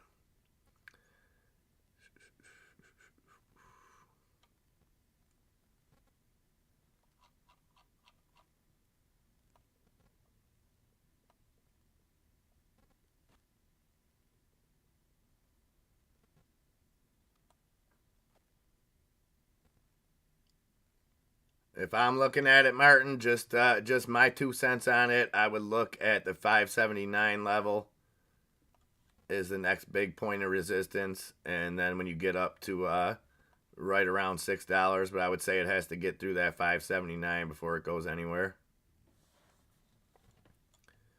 LIDR, and it's up at 570 right now, so I would look for it to break one way or another up around 579.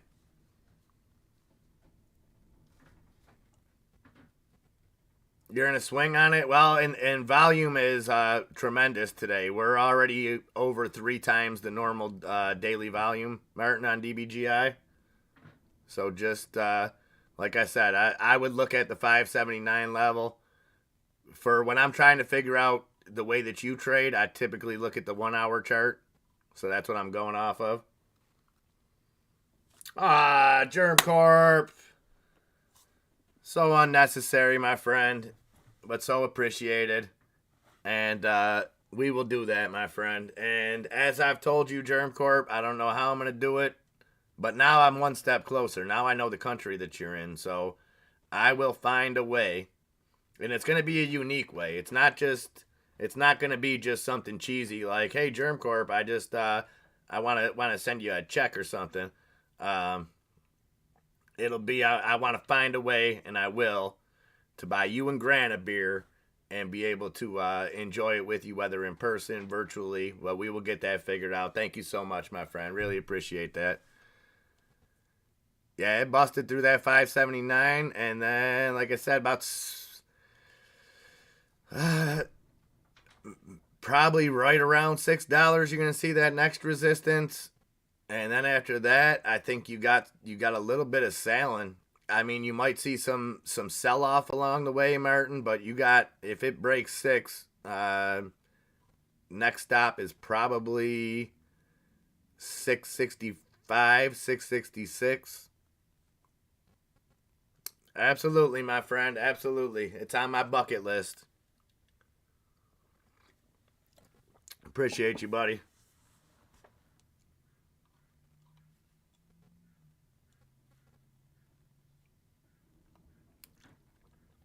Holy shnikes. Tennis. Why didn't I listen to you, brother? Why didn't I listen to you? You put me down on it. I've been in and out of it twice since you got me looking at LIDR. But boom, boom, wham, bam. Up now 23%, 102.5 on LIDR. Great call, Tennis. Great call, and appreciate you reaching out to me this morning on that one. And or was it yeah, I think you told me about it yesterday. I think we talked about it maybe yesterday, maybe even Wednesday. Before this morning.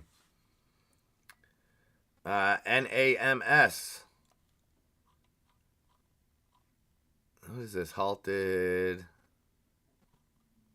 downside? So NAMS halted to the downside at 11:30. Cosmos starting to run again. Cosmos up over that 41 cent mark.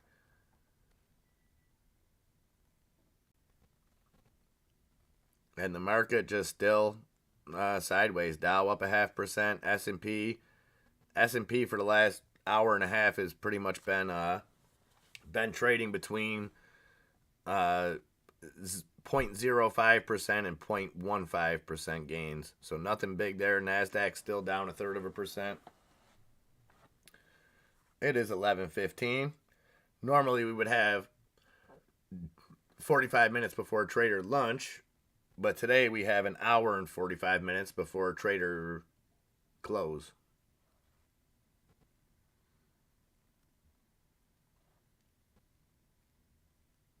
Oh, wow. Tianchen Kullander, co-founder of crypto firm Amber, dies at 30. Well, that's way too young. That is way too young. And hopefully nothing shady behind it.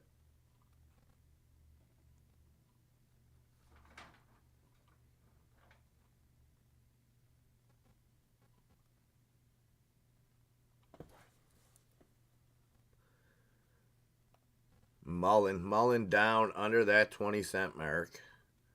All the way down at 19.11 cents. Kind of unbelievable where that stock's gone.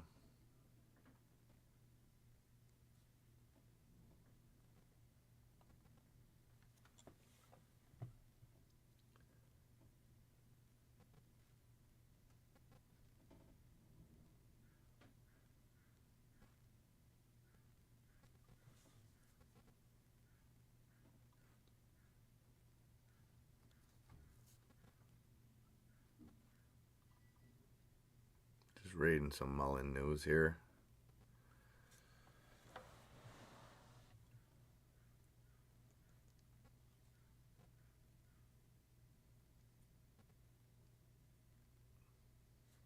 Oh, okay, so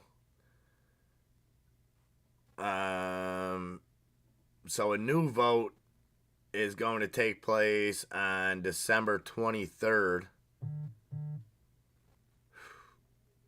So their shareholders will vote on a reverse stock split and increasing authorized shares from 1.75 billion to 5 billion.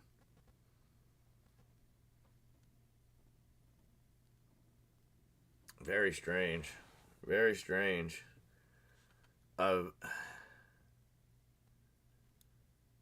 So you're in the same meeting, they're going to approve a bigger reverse split because the 3 or 4 to 1 isn't gonna cut it, and then authorize 3.25 billion more shares. Doesn't seem like it's going to work out well, because we've talked about this before. So when you get the reverse split, kind of the silver lining of it is the opposite of dilution. But if you're going to do a reverse split followed up by, and now when will these shares be authorized? When will they be issued? Will they be issued pre-split so that 5 billion, is that going to be diluted? Well, not diluted. Will that be shrunk, or are they going to wait? So if I own 100 shares, they do a 50 to 1. Now I own 2 shares, and now they add billions of shares. I don't like where it's going. I don't like where, and I'm still. It just doesn't. It doesn't. It doesn't. I don't know. JMIA, Amazon of Africa, Jumia Technologies undergoes tough restructuring to boost bottom line. Well, yeah, and they already got approval for how many shares?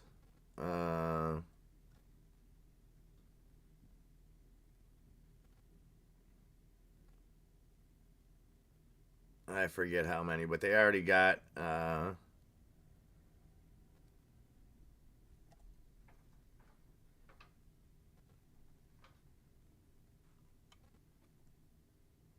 don't know.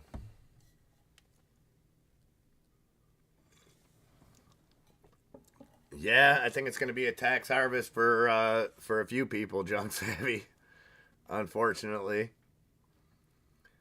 And I mean, maybe long term, it all works out for them. I don't see how you can just continue to dilute a stock that's down the way it is and expect investors to hang on and be patient.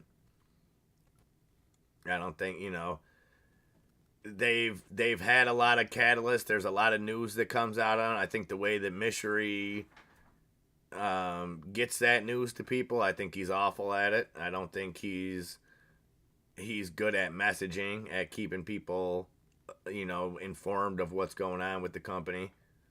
It seems like a lot of smoke and mirrors.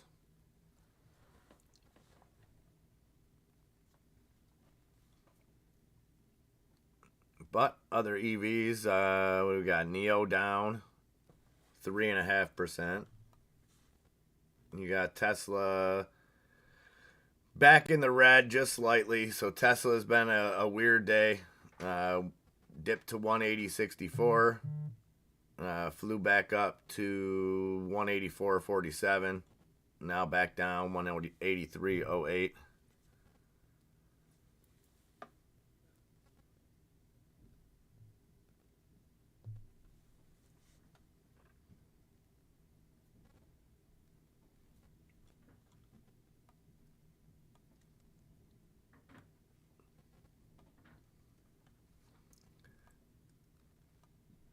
My question to you on that, Martin, and this kind of goes for any situation like that when we see numbers like that.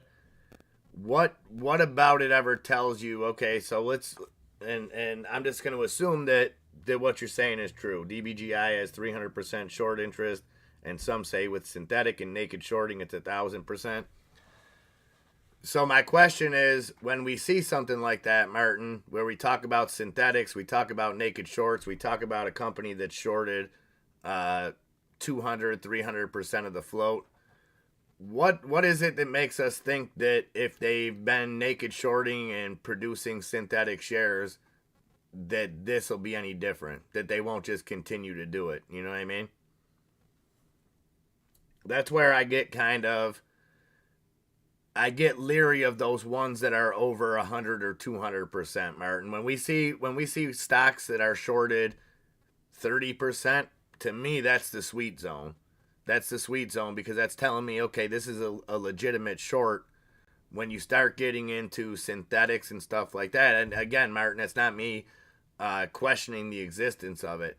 I'm just asking you, how do you view that in a sense of, well, now somebody's going to have to do something, you know what I mean? Like, that's where it gets tough. But I think, Martin, in those kind of situations, if you play it the way that you have, where um so just say that they put a let's say that they put a $10 price target on this DBGI, just hypothetically. I see that, I'm looking at 650, maybe $7 as the high. Just because when those numbers usually go with something that it can run to this, we don't usually see it get to that point. But there's usually that momentum. Once that gets out there, Martin, you know as well as I do how momentum trades happen, and people see that, and people pile in. Now you're smart enough to look at it from other angles and not just pile in. So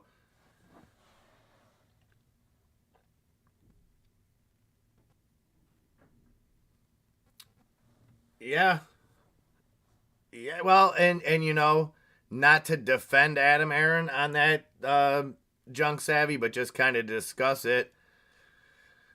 What okay, so what would, as a CEO, what would be more of your fiduciary duty? Would it be to expose maybe naked shorts, or would it be to come up with a way to balance them? I guess maybe would be the word. You get what I'm saying? Like, if he was to do something, they could be looked at as shady. So, for example, releasing some of those shares uh, kind of giving them the opportunity to cover some stuff. I'm not sure where the responsibility lies. Like, I'm not sure if the responsibility lies on him to try to expose it, or the opposite, to try to just put the company first.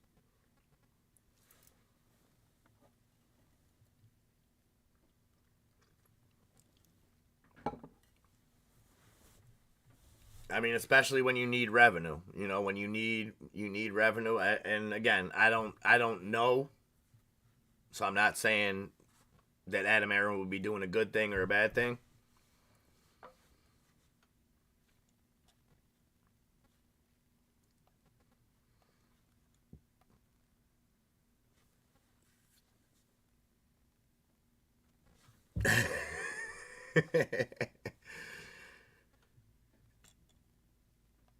Yeah, but so I think you're right, tennis.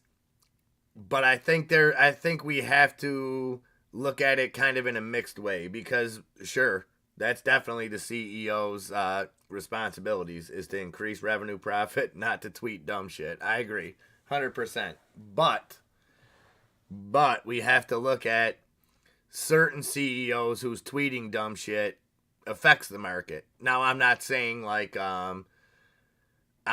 put faith in it, or I'm not saying that that's what you should look for, when buying stocks, that you should look for a CEO like that. But I think we have to at least accept the fact that that's what happens. And I watched, if any of you guys watched, long interview with Ryan Cohen this past weekend, where he took the time to explain all his cryptic tweets, talked about the BBBY situation, and he seems like a lot more of a realist. Like, I'm not saying that everything he touches is going to turn to gold or anything like that, but he seemed to be really on the level. He seemed to really be on the level. What I find weird about the GameStop situation, though, if you go back to interviews with Ryan Cohen when he first got into GameStop, and man, the name is slipping my head, but the guy that they just had here, I'll tell you, because I'm sure it's all over any GameStop news. The guy that's been shorting GameStop since the beginning of this. But it's strange, because Ryan Cohen in an interview when he first got involved with GameStop cites that guy as like his kind of his mentor, activist, investor. I forget his name, though. Well-known multi-billionaire, been short in GameStop very publicly since the initial run-up. Carl Icahn. Carl Icahn, there you go. Carl Icahn. Well, speaking of Melvin Capital, so there was a great piece on CNBC the other day where they were talking, and they said, um, everybody likes to think this was a battle between retail and the hedge funds. He said it absolutely wasn't. That was a part of the battle. He said, but if you think hedge funds weren't joining, going against each other the whole time, you're mistaken.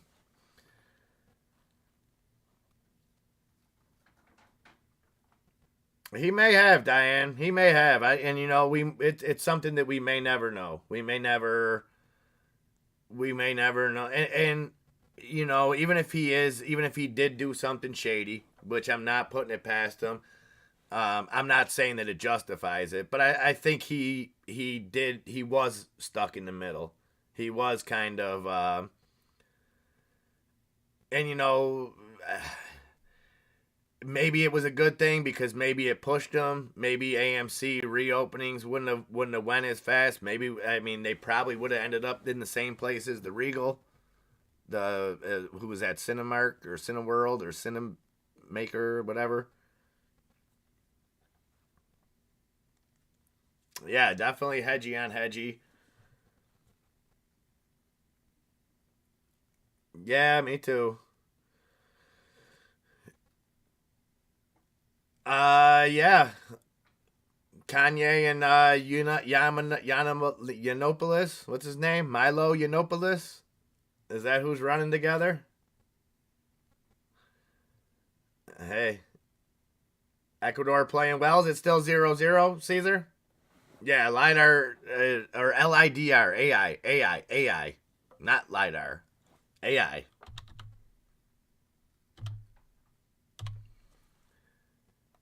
Ron D, did you make a profit off of it? I hope you at least got a profit. I can understand if it was still too early, but we're up at 110 now on LIDR. I did not get back in, Ron. I,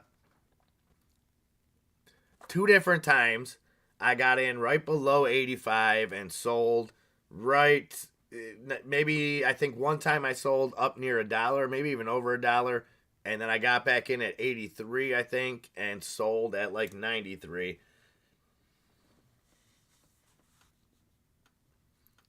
But this is what happens on those plays. So that's why I always tell you with tennis's physicals plays, a lot of them are buy the dip and sell the rip. But at the same time, he gets involved in stocks where if he has to average down, it's because he has confidence in the company. It's not out of desperation. And I think that's what makes it so successful when you have a company that you believe in. Not that he's looking at it like, well, worst case, if my money goes down, I'll just hold the bag. Not like that. He knows the price points where these things run to. And then what's beautiful is when they get to certain levels, he knows he can load the boat because he feels comfortable in the stock. He knows the stock. He knows what it's capable of. He's got a belief in it, but he's not married to it. Well, we were talking about this a few days ago, and it's tough now because I think a lot of people have regret that they didn't sell AMC at a certain price or GameStop or any of the meme stocks, for sure. I think we've all felt at least a little bit of that. The tough thing is, do you sell for a loss now? Do you still hold belief that the company can still possibly turn it around? I don't know. I mean, I think this Amazon thing is big news. It's a tough situation. It's a tough situation because it depends on a lot of issues. I know there's people that still believe something is going to happen, and a part of me is those people. Obviously I still hold my AMC, so now it's, I think, Ron D, I think he was talking about, I thought it was a different play when he was talking about in and out. I could be wrong. I can't remember what play it was. Yeah, there will come a day when youth will pass away. What will they say about me? Oh, back to clubbing the baby Chinamen with clubs in hazmat suits. But all this footage is from Wednesday. So here we are 2 days later. Like I said, they keep showing me the same footage from Wednesday, pushing this thing like it's going on as we speak, but not showing me any new footage.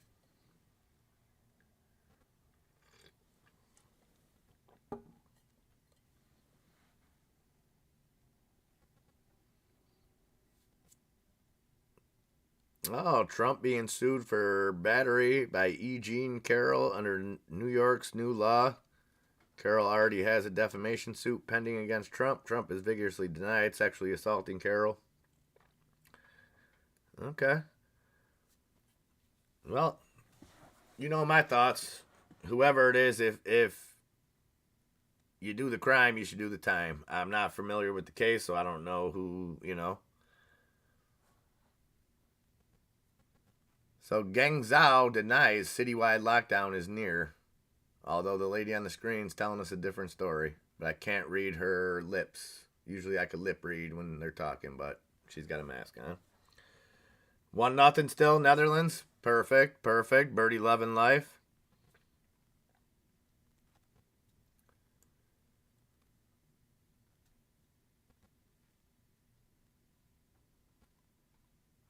Well, yeah, I think there's still a long way to go as far as, rebuilding the whole AMC brand. I think there's the Amazon thing, I think, is a step in the right direction. The Disney rumors, I'm not really sold on. Although, some people said it was out of the question when the new guy when who was it? Iger came back to Disney, but then other people say, well, if it makes sense financially, he's more about making money. So,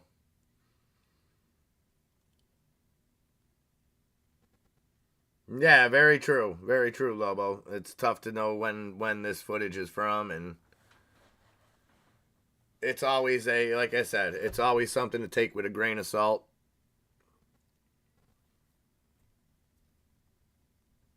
I love those plays because I call them all what they're not, except for Cybin DNA, LiDAR, and Ribbit.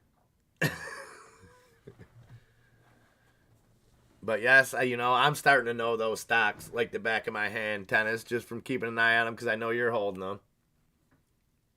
But I know those are plays that you know and love.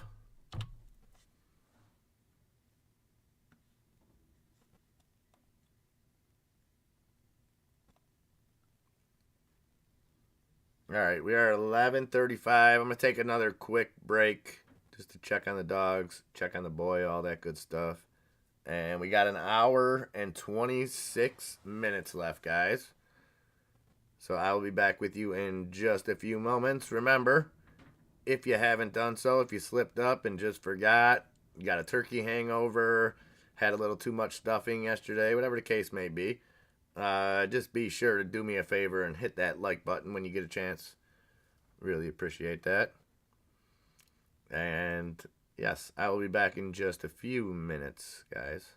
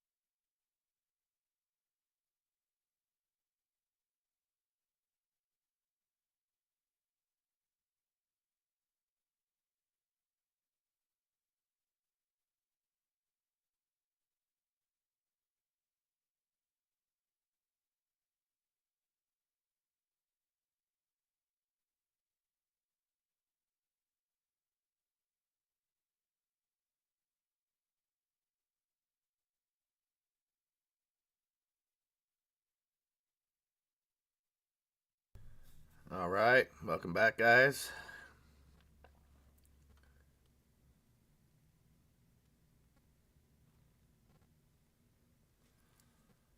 The market not doing nothing. Dow Jones still up 0.53%, S&P up 0.07%, NASDAQ down 0.4%. D-Low on the move, huh? All right, we'll take a look at that. Then I want to take a look at SoFi, Junk Savvy. Thank you for that news there, or that take, I should say.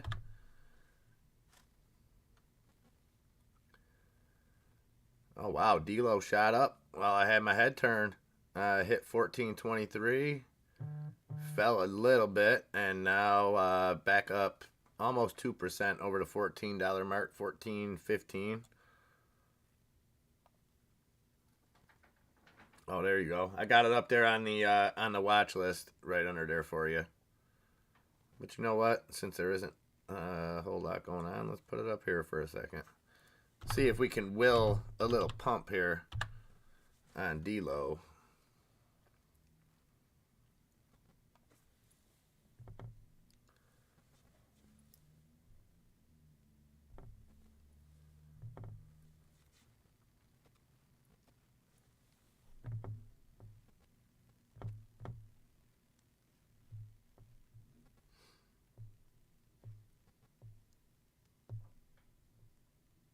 A lot to take in there in this. And yeah, I agree with you there, Junk Savvy. I don't normally take the Motley Fool too seriously. Ecuador scored 1-1. Uh-oh. Birdie Hunter. Hope you don't have the sandpaper out over there, brother. Oh, it got nullified. Whew. Yeah, how's the volume on that looking, Martin? Let's see. Yeah. Low volume. 600,000 trades, but we've seen that. We've seen that, Martin, where the low volume can make it pump.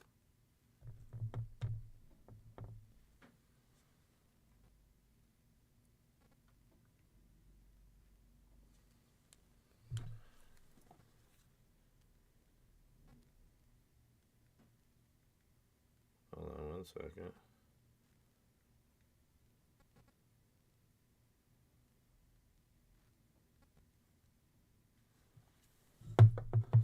All right, so still 1-0. What's up, Hyde? I'm not sure what you're trying to say. Police chicken? Police leg? Chicken leg? Cop leg? Chicken cop. Cop turkey. Cop a turkey? Cop a chicken? Cop a thigh? Cop a drum? Police drum. Cop drum? I'm not picking it up. I suck at charades and Pictionary.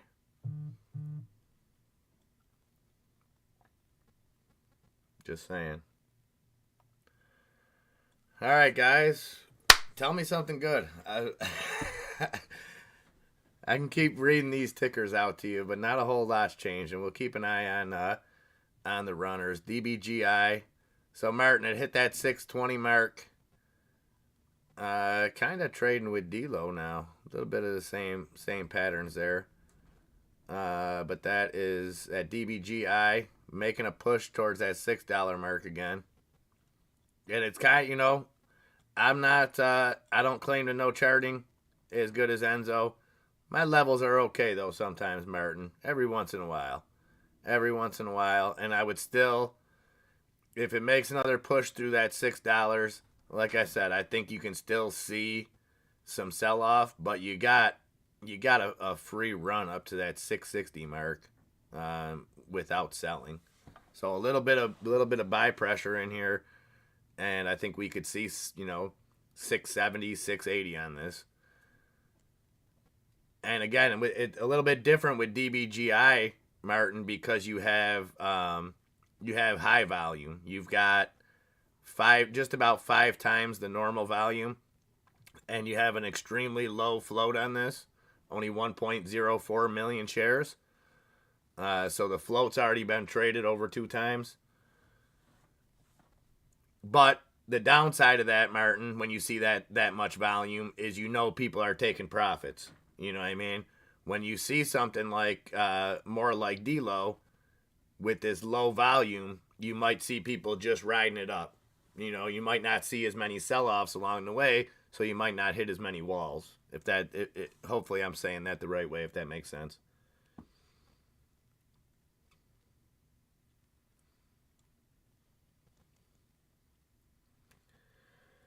So Junk Savvy saying FUD article came out on SoFi, RE student loan repayment moratorium. Author may not realize SoFi is greatly diversified and been able to be profitable despite the headwind. Institution agrees.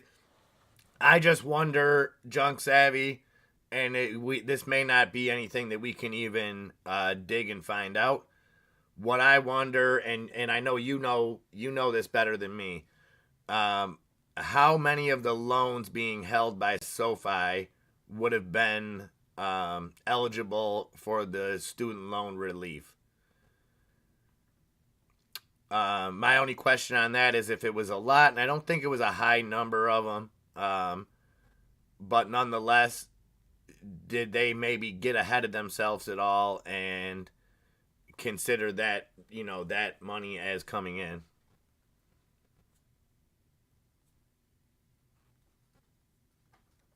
Thank you, GermCorp. Put a link in the Discord regarding the China news. The reports come from the South China Morning Post, which is based in Hong Kong, so they really get scrutinized. Beautiful. I think it is. I think it is, Odie. Or 6 hours of my son looking at me like Lee Trevino in Happy Gilmore when Enzo was speaking. And Odie, you would have loved it. Caesar, I don't know if you were in the room yet, Caesar, but just out of nowhere, Odie Fro, Nikki's like, Nikki says to Enzo, we both had our headsets on, and Nikki's like, he was like, Enzo, let me ask you something. How come every time I talk to you, I feel like I don't have a brain?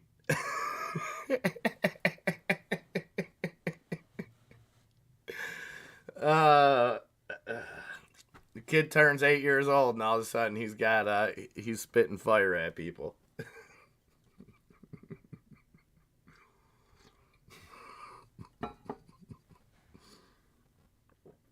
Uh, it's good though. He wants to play some more today, so uh, I got nothing to do. I got a little something to. I got a wake I got to go to a little later, and then that's really it. Yeah, it was good. It was good. He's a unique Call of Duty player, Enzo. I will say him and Caesar were carrying us. Him and Caesar were carrying us. I'm still learning the maps though. Once I get those maps down, Caesar, it's on. Plus, I was watching the football game too. That one round, I think I was like 2 and probably 32. I think it was the last drive of the last two drives of the Patriots game. I was not doing good. Oh man, LIDR, holy shnikes. 47.6% gains. Where is my homegirl H2O Bubbles? I know she's working hard, but I also know H2O picked up some LIDAR, AI, LIDR. I know she picked some up around the 85-cent mark. Not entirely sure if she's still holding, but gotta be loving that. 48% gains. And this is on no news. This is on, just a random Friday pump. I like it.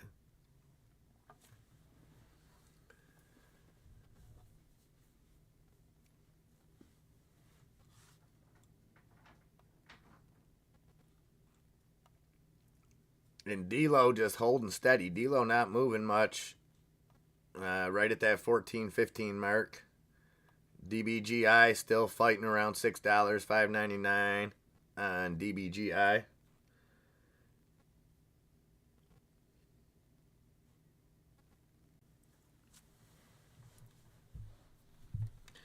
Yeah, I think they adapted to the moratorium, um, because essentially nothing's coming off the principal on that. So you hold a loan, if you're not getting paid on it, in maybe a smaller setting, it would be catastrophic. But I don't think that,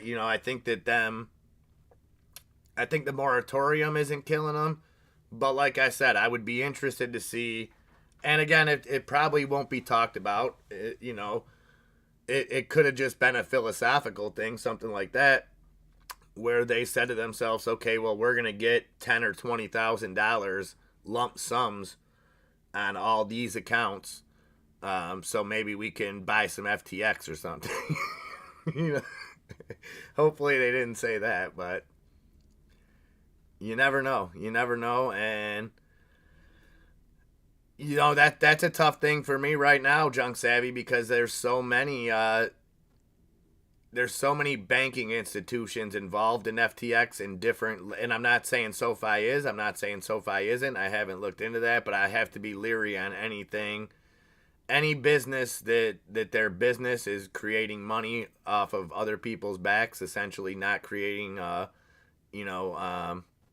don't know. Oh, Elon says, sorry for the delay. We're tentatively launching verified on Friday next week. Gold check for companies, gray check for government, blue for individuals, celebrity or not, and all verified accounts will be manually authenticated before check activates. Painful, but necessary. So that's what Elon has to say. Check mark coming next Friday, December 2nd.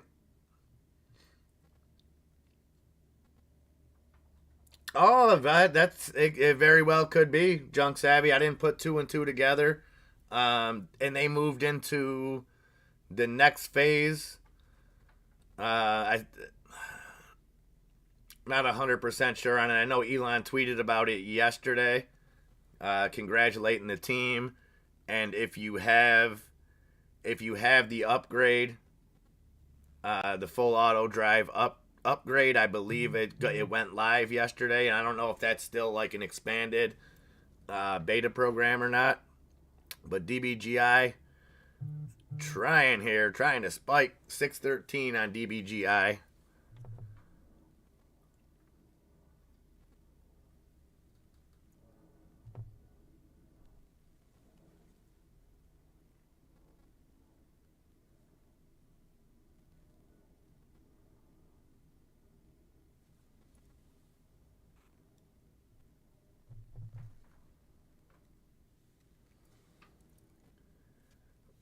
Right.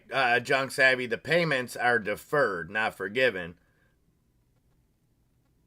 So in the long run, we'll add time and money to the payment. Yes, agree with that on the deferments. Like I said, I just wonder if when student loan forgiveness was put out, like I said, if they, whether it was just fundamentally or not, whether they included that in maybe their projections. You know what I mean? And again, I completely don't know. It's just kind of an outlook on SoFi, which, if that was the case, it could possibly be a good thing if they overshot it, and maybe that's why the stock's been down. DBGI trying to go 627. Told you we get through that 660 mark. Hoo. Bills linebacker Von Miller did not tear his ACL, but there's other damage doctors are reviewing to determine how much time he will miss, and for now he's out indefinitely. That hurts. That hurts the Bills, I think, more than a lot of people will give it credit for. He's not an every down player at this point in his career, but he's an impactful player, no doubt about it.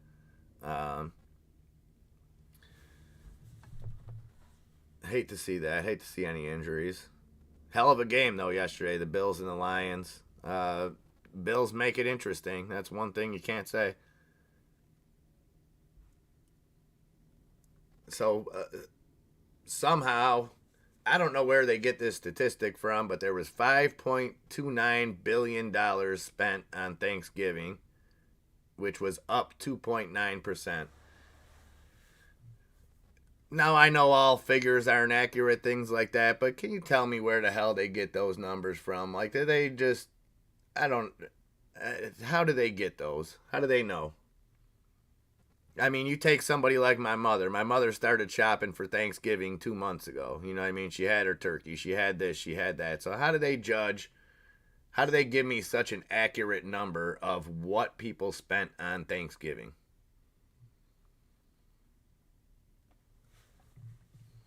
Ridiculous. 634 on DBGI, 1419 on DLO, and $9 billion in estimated Black Friday online sales. Again, how do you have an estimate? How do you estimate exactly what people are going to spend? I don't buy it. DWAC continuing to move up, 24.53, 5.5% gains there. Yeah, like I can see where they can get. I can see where they can get some numbers, Diane. No doubt about it. I just wonder if they take that time. You know what I mean? Are they reaching out to every local grocery store, things like that? I mean, granted, it's probably much easier now because it's so limited. Data analytics, yeah. I trust that about as much as polls when they tell me that this percentage of Americans think this way. I don't buy it. Sorry. I don't mean to sound like a jerk. I just think these numbers are bullshit. Somebody has a job that probably shouldn't to put those numbers out for us. It's just the same way that you can't even get a number that should be very easy to find, like a job report, when we get revisions to it 2 months later, and it's like, well, we told you that we added 385,000 jobs back in July, but in actuality, we only added 275. It's like, wow, you missed by 110,000. How's that work? Well, that's the thing. That's the thing, Jordan, is they didn't. So the estimated spending on today, they had labeled as an estimate. They didn't have it labeled as an estimate. That's why it caught my eye. Because they had a very specific number, and it was like 5.92 billion. But yes, Junk Savvy makes a great point. So if it was up 2.9% considering inflation, that means spending was actually down. Yeah, I would say that. I would say that. And we've talked about that numerous times. When it comes to revenue, earnings, when it comes to our personal spending, where it's like, okay, well, I still spend the same amount of money that I would have last year, but I get far less products. So for me to get the same food or the same whatever, I have to spend way more money.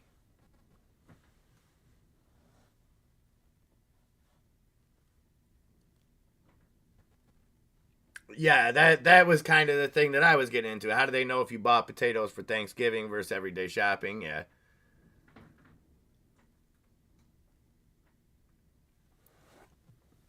I mean, I'm glad to see it. I'm glad to see people spent money and hopefully had a good Thanksgiving. That's always a good thing.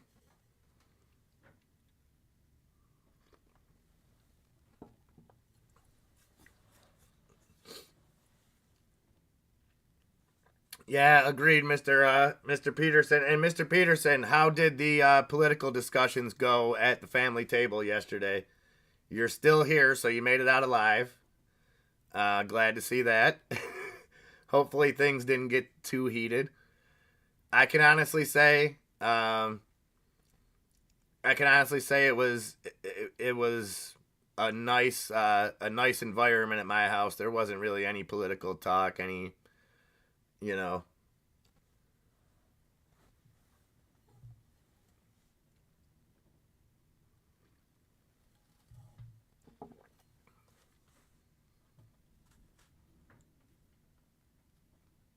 And I think we'll probably get some numbers that we can analyze out of this weekend. Even though Black Friday started at the beginning of the month, I think we should get actual, some hard data over this week, and then it goes into 2 weeks. We get CPI, and then we get the last, what is it, the 13th, I think, is the last Fed rate hike, last FOMC meeting of the year.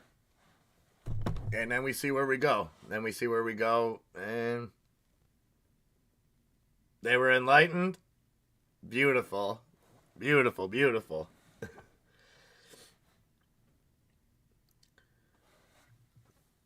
Hey, girls 18 site, it's okay if you want to come in here and spam, but don't leave comments on our videos after we put them up, please. I know I'm talking to a bot, but come on now.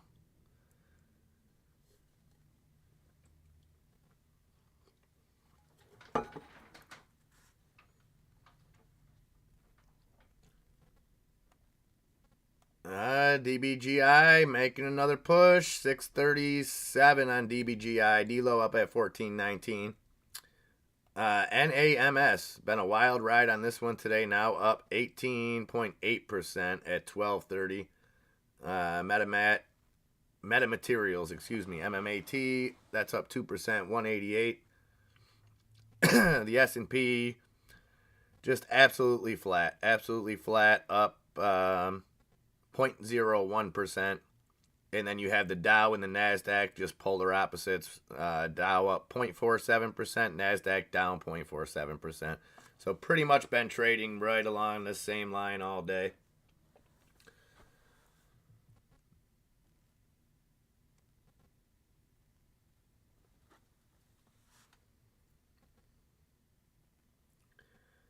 Amazon to shut down food delivery business in India.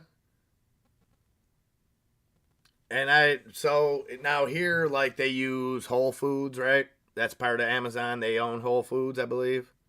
And that's kind of one of the backbones of their food delivery services.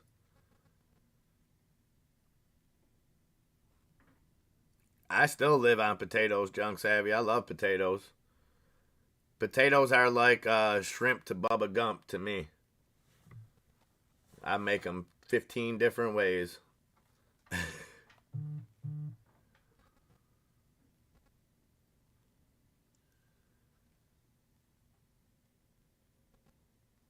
Yeah, I'm seeing that, Martin.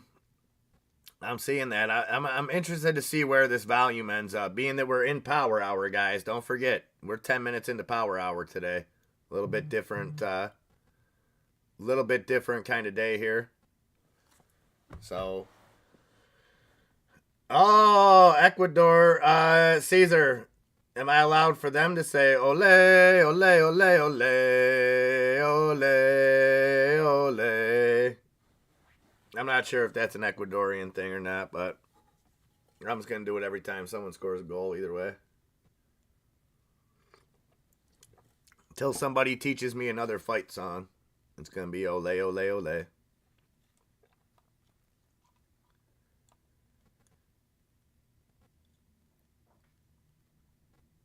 Bitcoin holding pretty steady, so we didn't see much of a pop or anything off of Bitcoin over after maybe some discussions yesterday, things like that. We are seeing a little pop in Dogecoin though. Doge up at 8.865 cents on Doge. So Doge seeing a 9% gain in the last 24 hours. Not too shabby.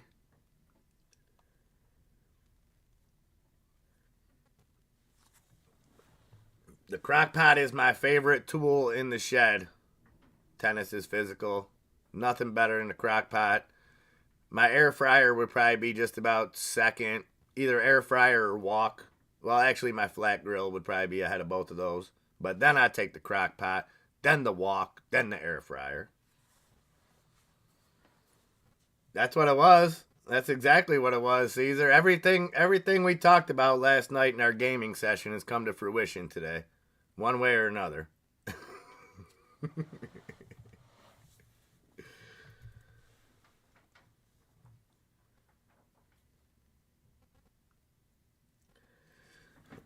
Could be. With Tesla full auto news, you got to think other EVs are going to rush to full auto, hence maybe LIDR run. MVIS not so much. Could be, or we may see a cooling off period as well, Junk Savvy, where maybe Just playing devil's advocate here, not trying to push back on you. But what if they want to see the outcome? It's probably a thin line because you don't want to get left behind. But is everybody sold on autonomous driving yet? You know what I mean? Do you think will see a pause and kind of let the rollout happen and see how it's, I don't want to say accepted, but see how it holds up? Um, I think there's still some skepticism, and I understand both sides of the argument on it. I think some people look at it and say, well, a computer is going to make right decisions over a human most times. You know what I mean? Some people look at it like there's a human perspective when it comes to driving that maybe can never be replicated through AI. Um, so it's tough because this is a complete new thing, and I'll go back to what I always bring it up. Neil deGrasse Tyson, when he talked about autonomous driving, and he didn't so much talk about electric vehicles. He talked more about the transition from driving a car to a driverless car, and he compared it to going from horse and buggy to automobiles. That people thought, well, this will never happen. Like the the horse business, everything around it is too big to fail. And within 20 years, it was that and sure horses still existed. He still used horses, but that business was just wiped out. So he thinks that as soon as autonomous driving gets here, that it's not going to stop. That it's going to be something that converts quicker than we can imagine. Maybe it will. I'm not 100% sure.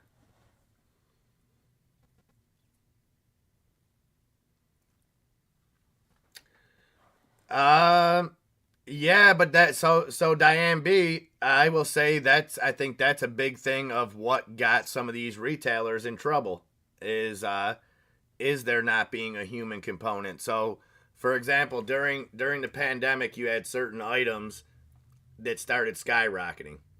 People were buying so much of them, and so what the system would tell you is, okay, for the last 5 years, you sold 20 boxes of tricks on a daily basis or on a weekly basis, whatever the case may be. Well, now you've been selling 50 of them, so we got to up our order to 150 because now we got a new trajectory of growth. But then that growth stopped. But those orders were already piled up. So you're over ordering to not just meet needs, but then exceed the needs because you're projecting growth, which wasn't going to happen because the climate of where we were in the world wasn't taken into effect.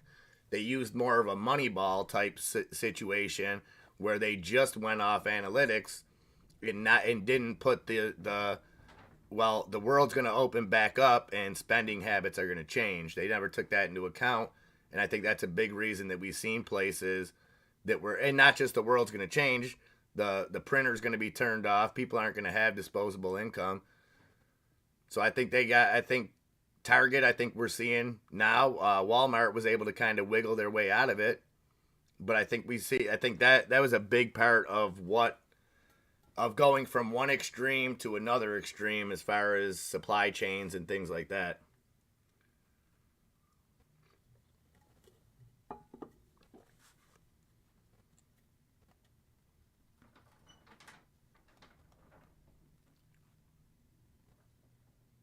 And man, everything just sideways, sideways, sideways. All right. Not even going to touch those indexes. Exactly the same. Across that S&P top 10, we got Apple down 2%, Microsoft down 0.1%, Amazon down 0.5%, Tesla now down 0.5%, Google down a full percent, Nvidia down just over 1%, Berkshire up just about 0.25%, Meta down 1%, and United Health still bringing up those in or holding up those indexes, I should say, up 1.6%.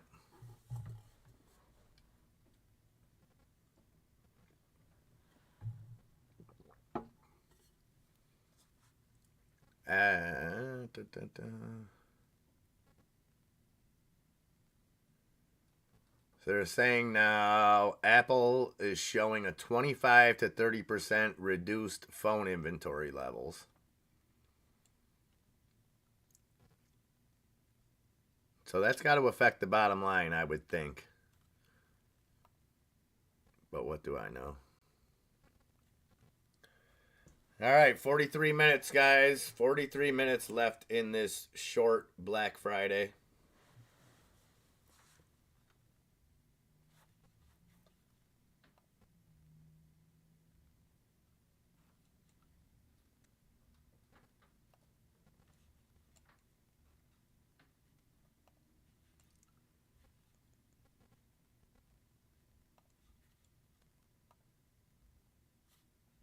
Can't get this heat map to come in HD because everything just looks so blah on there. Excuse me. And you got Apple. You got the semis all taking a big hit. You got Apple, big red mark there. Google, Meta. The other entertainment, Netflix down 2.5% today. Activision down almost 4%. Industrials holding up. Energy going a little bit to the dark side, but still holding up. Utilities holding up. Financials holding up for the most part. Healthcare for the most part. So again, nothing too groundbreaking on the heat map.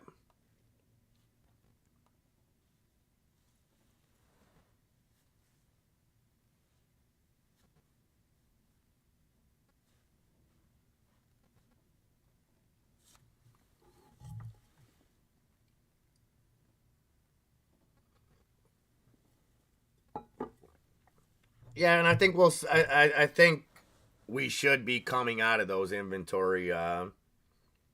Hopefully after this holiday, it's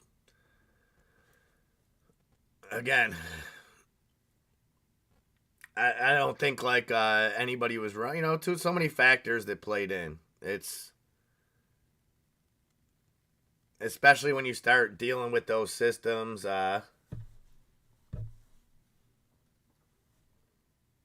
Well, yeah, but that's exactly you're kind of proving my point there, Diane. So back last year when companies were ordering 4 to 6 months ahead, they were ordering way too many supplies because they were basing it on everybody having stimulus money, everybody having extra money.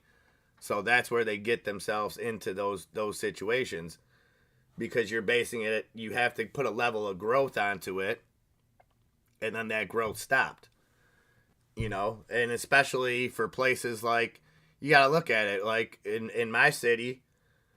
For a year, you couldn't go anywhere else. Everything else was closed. So like Walmart was the only game in town, And then once other stuff was allowed to open back up, you know, and it's I'm not blaming them because it was a system obviously that worked for years. You know what I mean? Typical supply and demand, you could usually estimate it. I mean, nobody could throw no machine could throw all the variables. You know what I mean that we were faced with just because stuff changed, and then you have to look at it too like you ordered products. Say even if you were putting in orders this time last year for 6 months, 8 months out, what was the prices on those? So you started preparing in October. Then we have the Ukraine thing happen. Gas prices go through the roof. So now you're stuck with not just an overextension of inventory, but inventory that probably cost you twice as much to get there. Like the contract, the prices are probably still the same, but the shipping, everything had gone up. That's why I talk on YouTube to you, Diane, instead of trying to run a company like that. Because it's not easy. It's not easy. And it's...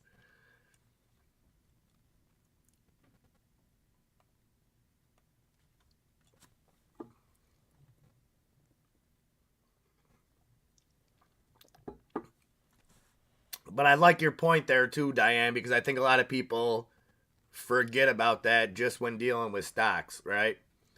And I'm guilty of it myself. And I made a comment earlier today when Amazon was down. I said, you would think on a day like this, it would be good for Amazon. But it's a reminder that these stock prices aren't what they're valued at today. It's what are they going to be valued at tomorrow down the line. Everything's bet on futures.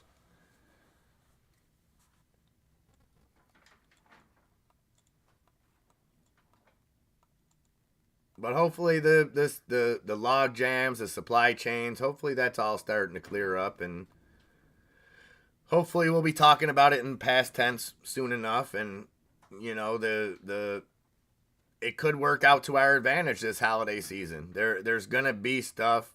There's gonna be stuff that's dramatically reduced to get rid of. Take advantage of it. Take advantage of it. Why not? Why not? And I will say this. I have seen some food prices come back down. I have seen a little bit. Um, there's not anything specific that I could think of offhand, but I have seen some stuff that kind of spiked come back down. I don't know how long it'll continue, but oh yeah, oh yeah. With supply chain issues, I'm sure there was some double buying, buy from a different vendor who could get it to you faster, then deal with the surplus ordering. Absolutely. Absolutely. And it's got to be tough to balance that. If you're running a company that maybe you over ordered whatever, and now you have to balance that and kind of maybe try to under order. It's trust me, when I talk about these issues, and it seems like I'm simplifying them. Just don't ever mistake that for me saying like, oh, they could have did a much better job of this, these idiots. Like, no, it's when you're dealing with that it's an unprecedented event. We've never seen we've never seen a shift in the way people shop, the way just the way things changed in the last couple of years, and they try to do what they could do. That's all.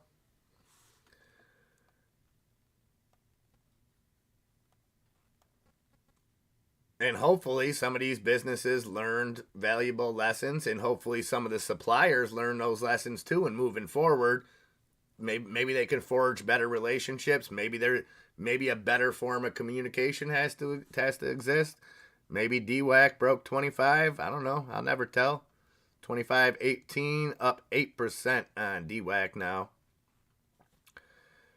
and still not really knowing. Like I said, I missed that news a couple days ago. I don't know how it got by me with the shareholder approval for the deadline extension. Somewhat big news, for any company still in the pre-merger stage of a SPAC. I think that's big news. But as far as anything today, I'm not seeing anything that's moving DWAC. I guess maybe sentiment in the fact of the longer that Trump's reinstated on Twitter and doesn't use it, I guess ipso facto, then that bodes well for digital world, I guess.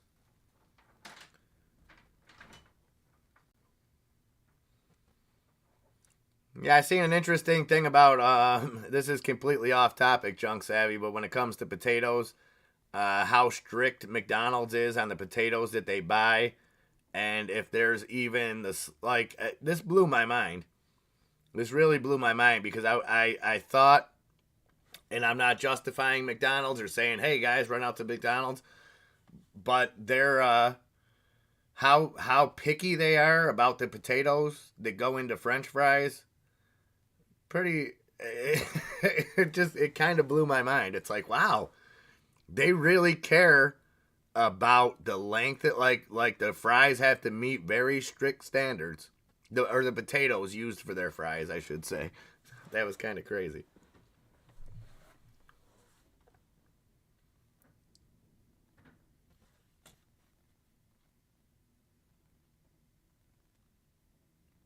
And just looking forward to next week a little bit on what we have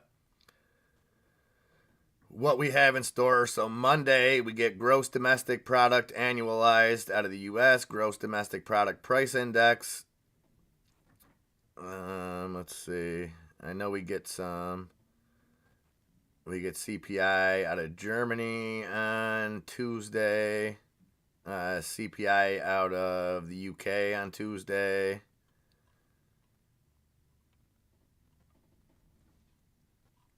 Wow, a lot of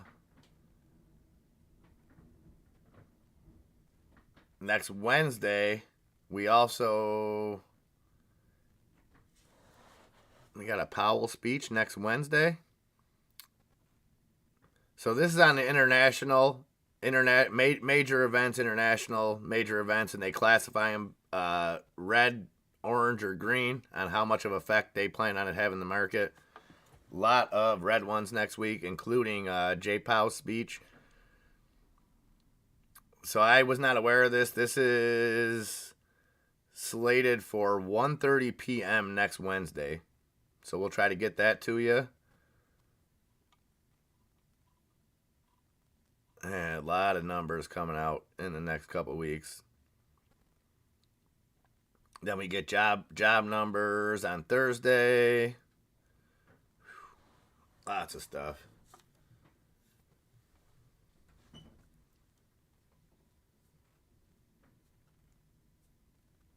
French fry wars, yeah. Yeah, I'm terrified to even think about that, Diane. Um, about crops that failed this year that won't come back till 2024. It's not that I don't. I totally trust the data. You know what I mean? It's something I don't want to think about. I'm not gonna lie.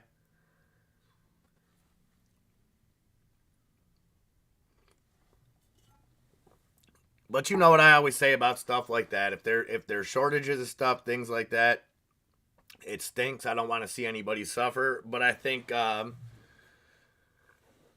stuff like that always breeds innovation. You know what I mean? One way or another, whether it's on a personal scale, more people having home gardens, stuff like that, more, always an upside. There's always some kind of upside. Because I am Mr. Brightside, believe it or not. And D-Low is down to 1421 after pushing back up to 1436 again. DBGI hanging out 621. DWAC back above that $25 mark. Activision still down 4%. Metamaterials back above 190, 191 on Metamaterials. No. I think the shout out really goes to the people that invented toast. Without toast, you can't have French toast. Will I say that they added on to it? Yeah. Yeah. I'm not going to give the credit there, though. Not going to do it. DWAC pushing up. Let me give you some DWAC love over there, Mr. Peterson.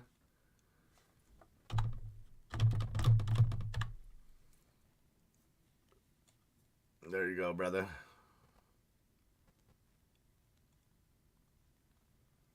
All right, 1/2 of an hour left.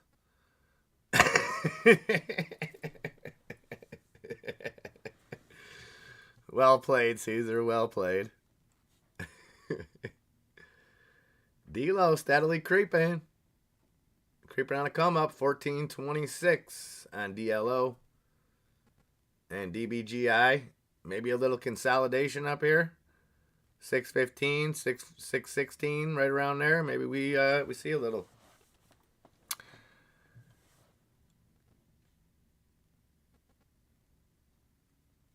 $29.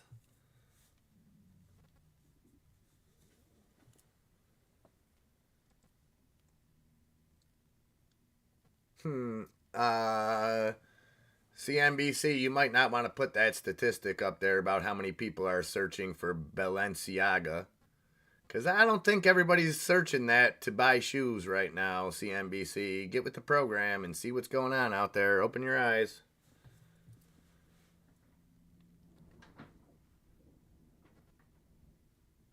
Wow. What do we got? HBK in Discord? A fake HBK? I'll have to double check that.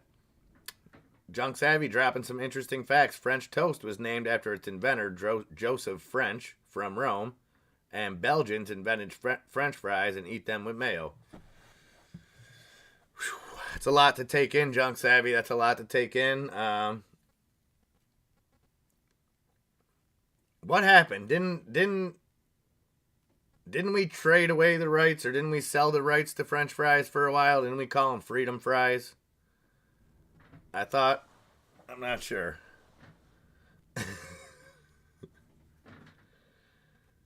And I can get down with some mayo, but there's a time and a place for mayo, and it ain't on your French fries. Although the Canadians, they know what's good with French fries, with the gravy and the poutine and all that stuff.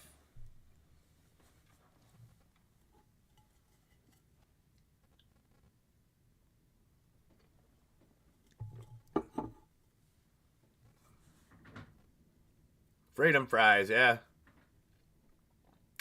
I forgot when we did that. Did we have a beef with the French, or were we just trying to promote freedom? Like, was that right after like 9/11? I don't think it was a shot at the French, was it? Might have been. I don't remember. But I remember the push to call them freedom. Yeah, no, they're not. They're definitely them. Those Balenciaga searches are definitely not about shoes.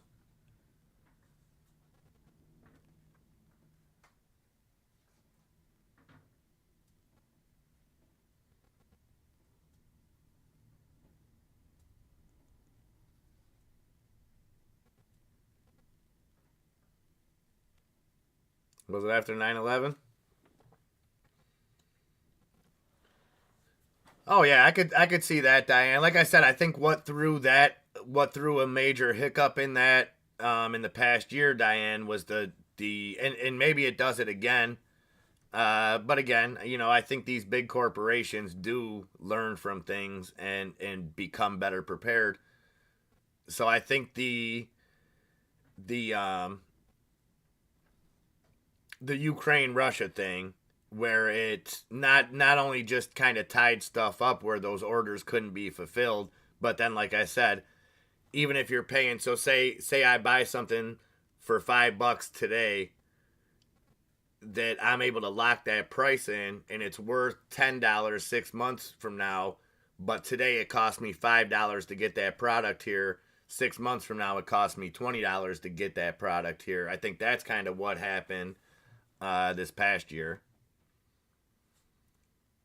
Ah, the French wouldn't join the war. Oh, okay.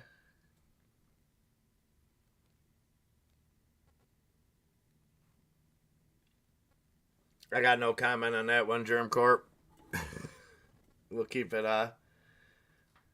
We'll keep it. I mean, maybe they thought, hey, man, maybe there really isn't weapons of mass destruction. I'm not sure. I haven't read YouTube's updated policies. I'm not sure if we can talk about Iraq or anything just yet.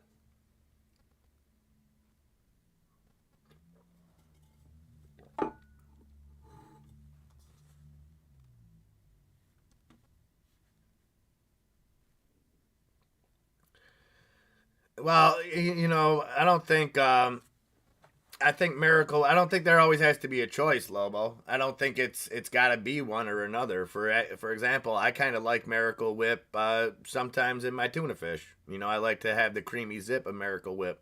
Sometimes I like to. Sometimes I like to use just regular mayo and maybe put some garlic salt in it if I'm feeling a little saucy. It's a shame we can't all get along. Regardless of our condiment preferences.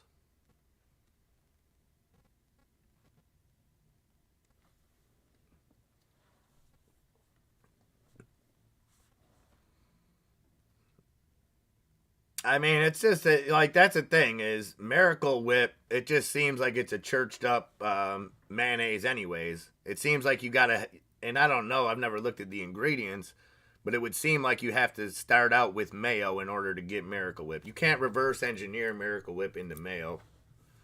I don't think. Excuse me. Thank you, Diane. We got some of us are open minded to our condiment needs. I mean, I've put mayo on a hot dog before. Up in Canada, they do it. I tried it. When in Rome. And maybe one day I'll go to someplace far, outside of America. I'll try their customs too. Gotta give it a whirl. DBGI getting another push. Well, it was up at 632. Just took a big red candle down to 622.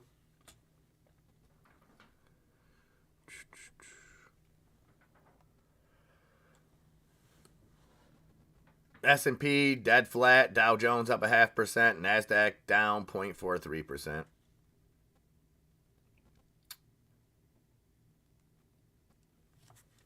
Yeah, I mean, sriracha ketchup rules, but, just because you like a spruced up ketchup, I don't think that gives you the right, Lobo, to look down on the peasants like me that are using, real tomato ketchup.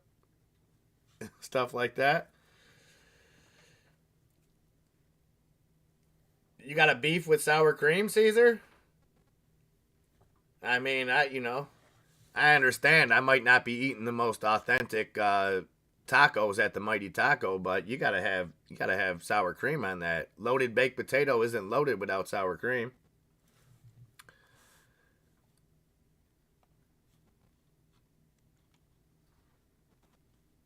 Yeah, Martin, it looks that way. It looks that way, and I would still, Martin, keep my eye on this 660 mark. 660, 670. I'll say 672, Martin. You get through there. I would call the next stop probably over 7.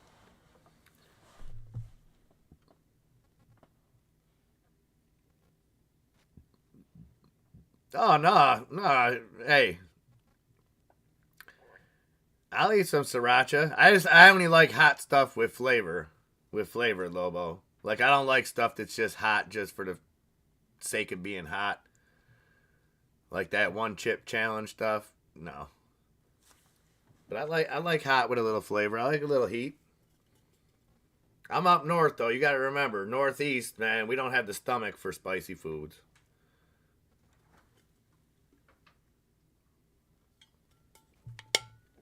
All right, 20 minutes left, guys. 20 minutes. Sell order for $6.99 on DBGI. Let's pump it up. 624 right now. Let's get going.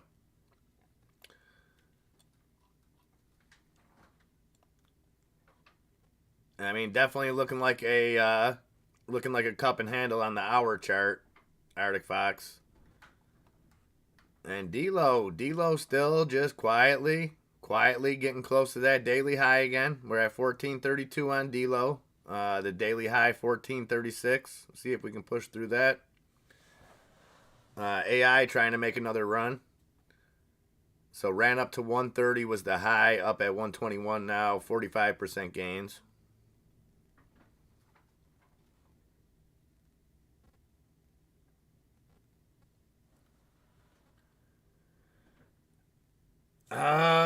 I don't use it. Martin Apollo.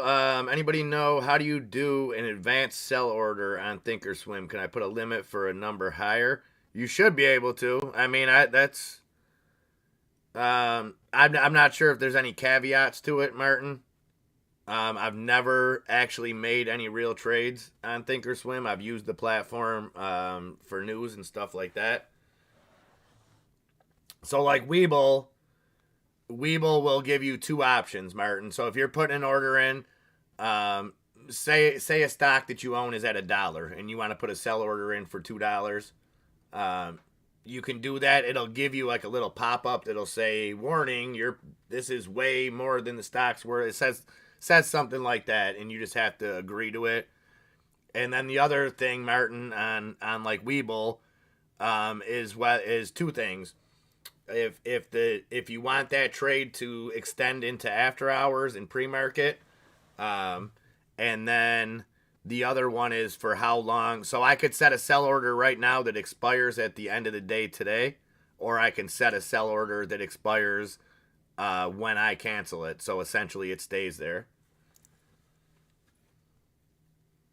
Yeah. So if you're away and it spikes, it sells.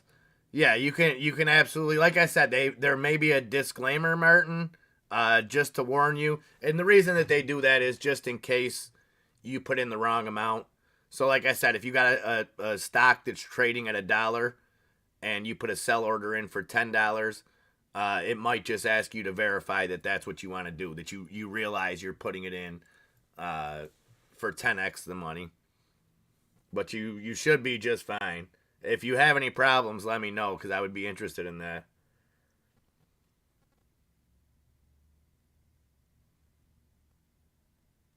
Look at Charles rolling. He was like, oh, what's up? Someone call me? Charles, what's up, brother? Happy Thanksgiving, my man. I ain't showed you the money in a while, Charles. Hope you're doing well, my friend. Great to see you, buddy. I know you're always lurking around and whatnot. I like when I see you talk. I hope everything's going well for you, my friend.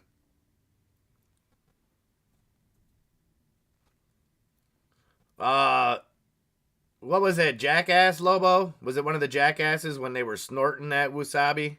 Oh, gives me the chills just thinking about it. All right, so the S&P has slipped into the red, slightly down 0.03%. The NASDAQ down 0.44%. Dow Jones up 0.44%. So the not that it took a genius to call what we were going to see today, because I think every single one of you guys thought the exact same thing, and we just watched it play out. Sideways trading, short week, a lot of people, even watching my news programs this morning, you know, a lot of the people off, stuff like that, a lot of people enjoying the long weekend. Yeah, that was not smart on their part, Lobo. Not smart. I would not do that. Come on, DBGI. Let's get going. 628. We're only 18 cents off that daily high. D-Low, the same thing. 6 cents off that daily high. And again, guys, well, I've been talking to you, so I haven't really been looking. I do not have an answer for you on after-hours trading today. I apologize. I would say, again, plan on there not being any, and then if there is, you know what I mean, maybe use it to your advantage. But I haven't seen anything showing me that there's going to be any after hours trading, so just keep that in mind.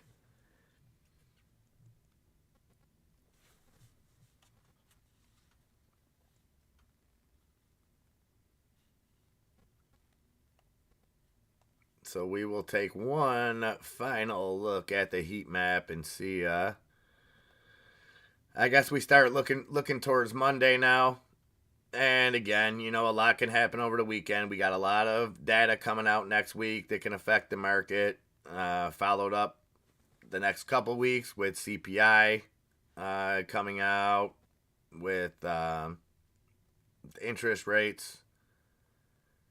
Just be sure of how the movement went last time. We flew on CPI. We absolutely ripped on CPI. I think the NASDAQ ended up 7% off the CPI data. But then let's not forget, J. Powell came out and it wasn't the interest rate hike. Okay, if you remember correctly, 2 o'clock came, that hike came out, and we flew from 2 to 2:30. And then J. Powell got on the mic. I said, check 1 2 1 2. Y'all about to feel some pain, and then just started tanking the market. So we could be setting up for some wild rides up and down over the next couple weeks. After hours ends at 5 p.m. Thank you, Diane. Oh, it's already all done, Junk Savvy. You just put it in. You just put it in this morning. It's already good to go. Yes, thank you, Diane. And again, guys, I'm not sure if that will apply to all platforms. So just be sure if whatever platform you're using, I would say if they normally offer, like a Webull that normally offers full extended hours, should be just fine until 5. And then just remember, that's not going to include any options that expire in 13 minutes. You're going to want to make a move on them before the after hours. Well, I'm interested in what this J-Pow speech is next week. Only because the calendar that I'm looking at only puts out what they perceive is a major catalyst. So, for example, most of the Fed talk that happened last week leading up to the Fed minutes being released wasn't on there as far as a catalyst. The fact that J Powell is listed on this list, I'm not sure what he's going to be addressing next Wednesday, because it is not FOMC. That comes the next. That comes the 2 weeks from then, the 13th, I think, or the 12th. Oh, okay. So you're just getting started, just getting it in the oven. Okay. Well, that's half the fun. Half the fun is just that smelling that good coming from the oven. Ain't nothing like it. Just make sure them bumpuses don't come and get it. You always got to look out for the bumpuses. Sons of bitches! Bumpuses!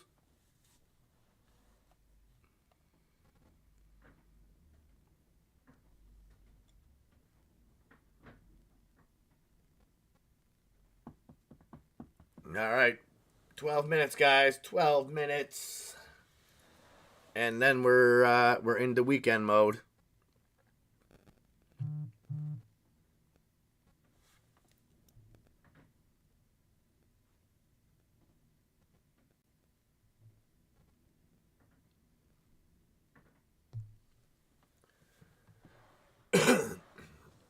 Doge still on the move. Let's see.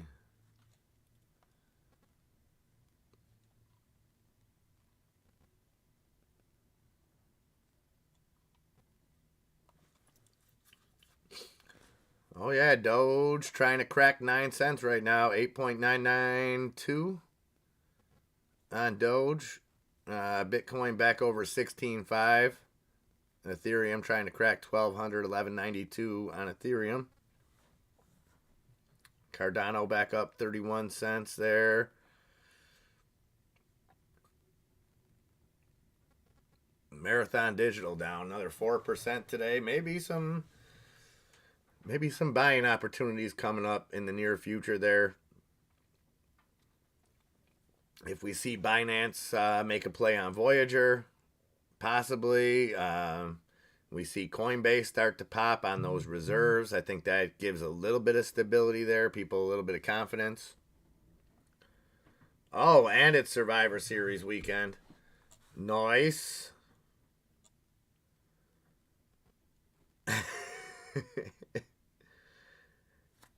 Yeah. I've been known a time or two to, my buddy used to have a cabin. That's how we would heat it. We would just, because we would just go down there to mess around and stuff. And the only time we would have heat, it would just come from the oven. And we just open it and sit around the oven. I'm sure people have been there. 10 minutes, 10 minutes. We are in the home stretch.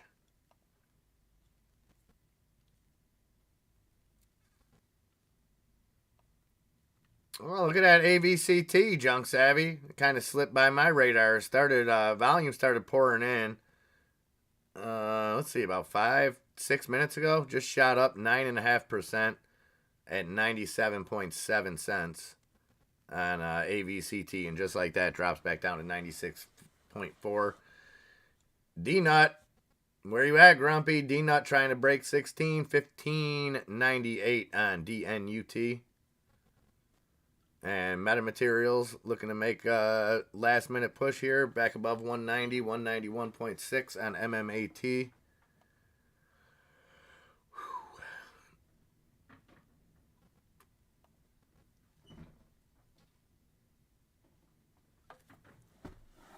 Well, that means pick up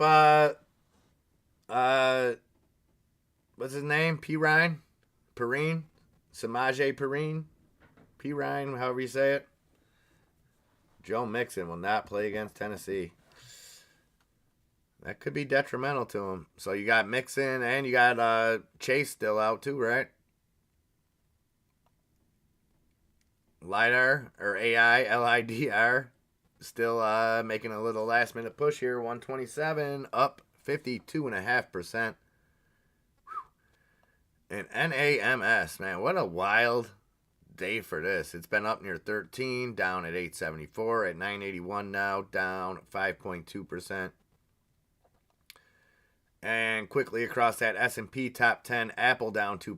Microsoft just hovering slightly in the green. Amazon down 0.5%. Tesla down 0.25%. Google down 1%. Nvidia down 1.2%. Berkshire holding on to 0.1% green. Meta down 0.75%. United Health continuing to be the backbone of both the Dow Jones and the S&P, up 1.5% at 537.75.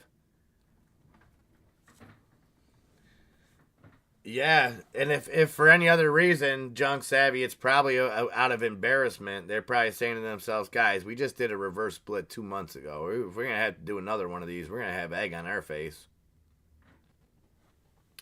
Diane, always a pleasure. Always, always a pleasure. And, yeah, if you were Tom, you guys get up in that Modern Warfare, Diane, send me a message. Like I said, the goal is to have enough people that we can just, hang out and have some private games, have some fun. But either way, Diane, you have a fantastic weekend. Give Tom our love. Hopefully those new tires are going to work out good for him. And you know what, Diane? It worked out good because we've been so flat today. Sure, we can always find a dip, you know what I mean? But it wasn't like there was any kind of monstrosity of a big dip. So you didn't miss out. And you got some buy one get one tires, where if you can get BOGO tires, you're doing right. You're doing good. 6 minutes. 6 minutes. Butt scratcher. Butt scratcher.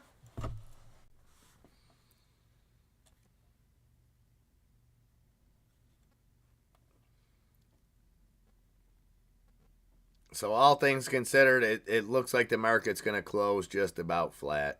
Like I said, the NASDAQ down, Dow Jones up, same amount, and S&P pretty flat. And England and the U.S. coming up. Let's go. That's coming up in about a half hour.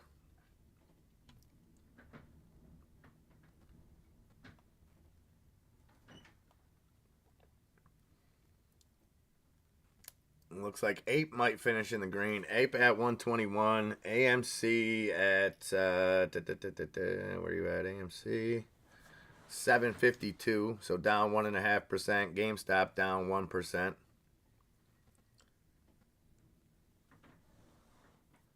See, you participated in the economy today. Awesome, Diane.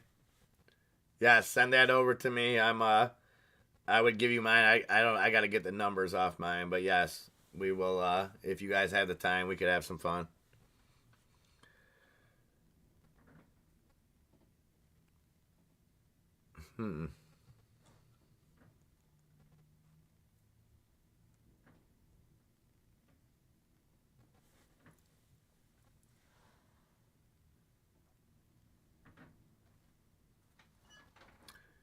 Yeah, very, very well could be. I don't think AI was really in too much trouble because they had just dipped down under $1 fairly recently. But yeah, and again, if you hold a major position in something, especially if you're an institution, right?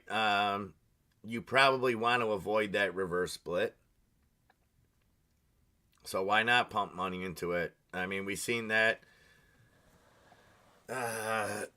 We've seen it a lot of time. I mean, ABCT before their reverse split it ran. Is it enough to hold though? Is the question. You never can tell.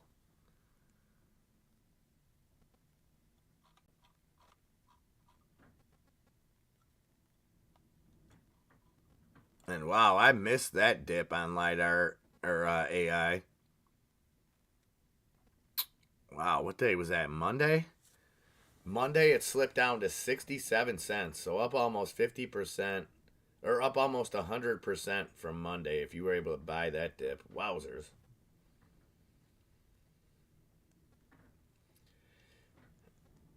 They say that, Junk Savvy, and again, not disagreeing with you on reverse splits, but I feel like that's become a talking point to lure people to hold it. Now, I'm not saying you're making that talking point because that,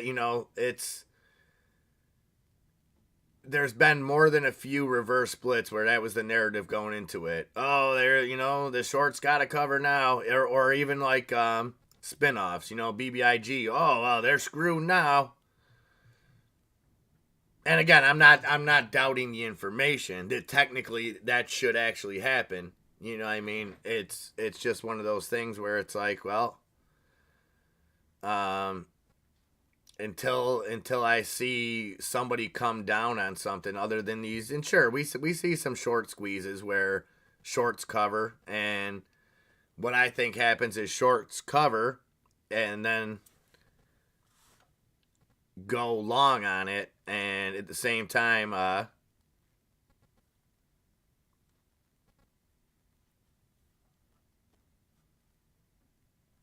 yeah.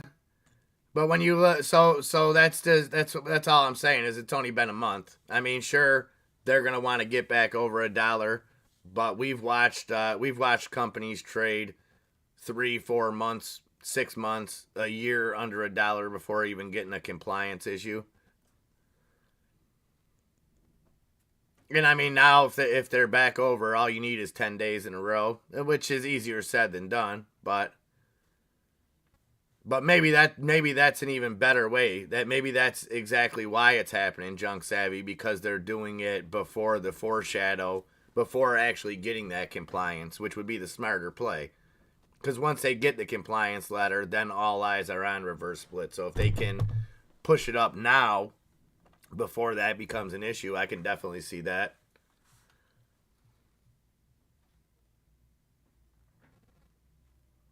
Oh yeah, no, it's definitely the decrease in the float is huge. Like I said, it all makes sense. Like in theory, in a world that was traded transparently 100%, a reverse split, that would be the upside. Is it would force the shorts into covering, but and there's the bell, guys. There's the bell. Oh, I didn't see. So that was why Manchester United was soaring earlier on reports that Apple is interested in a purchase. Okay. I don't know enough about the economics of a soccer club if that would be a good move for Apple or why Apple would be interested in it, but interesting kind of thoughts there.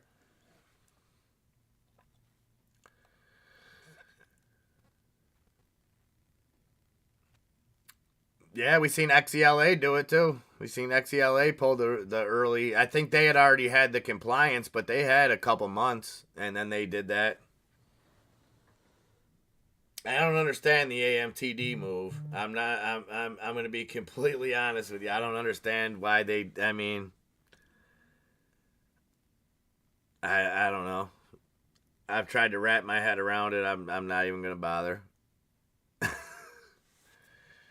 All right, ladies and gentlemen, we made it. It is Black Friday, so get out and go support the economy, or don't, or don't. I wouldn't blame you if you didn't. But I am going to go make the boys some lunch, get things ready. Germ Corp, you have a fantastic weekend, my friend, and give Grant my love as well. But yeah, we will be. I'll be hanging out. I'll be playing some Call of Duty later, maybe some Rocket League, whatever the case may be. I told the boy I'm all his today, other than the wake I gotta go to. Caesar, let me know. We can play that too, brother. I love some Switch, and I've never played Switch online with anybody because I don't have any friends that play it.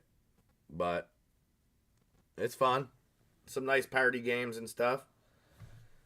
And Mario Kart, Mario Kart's a blast. You if you go and get the Target deal, get Mario Kart for free.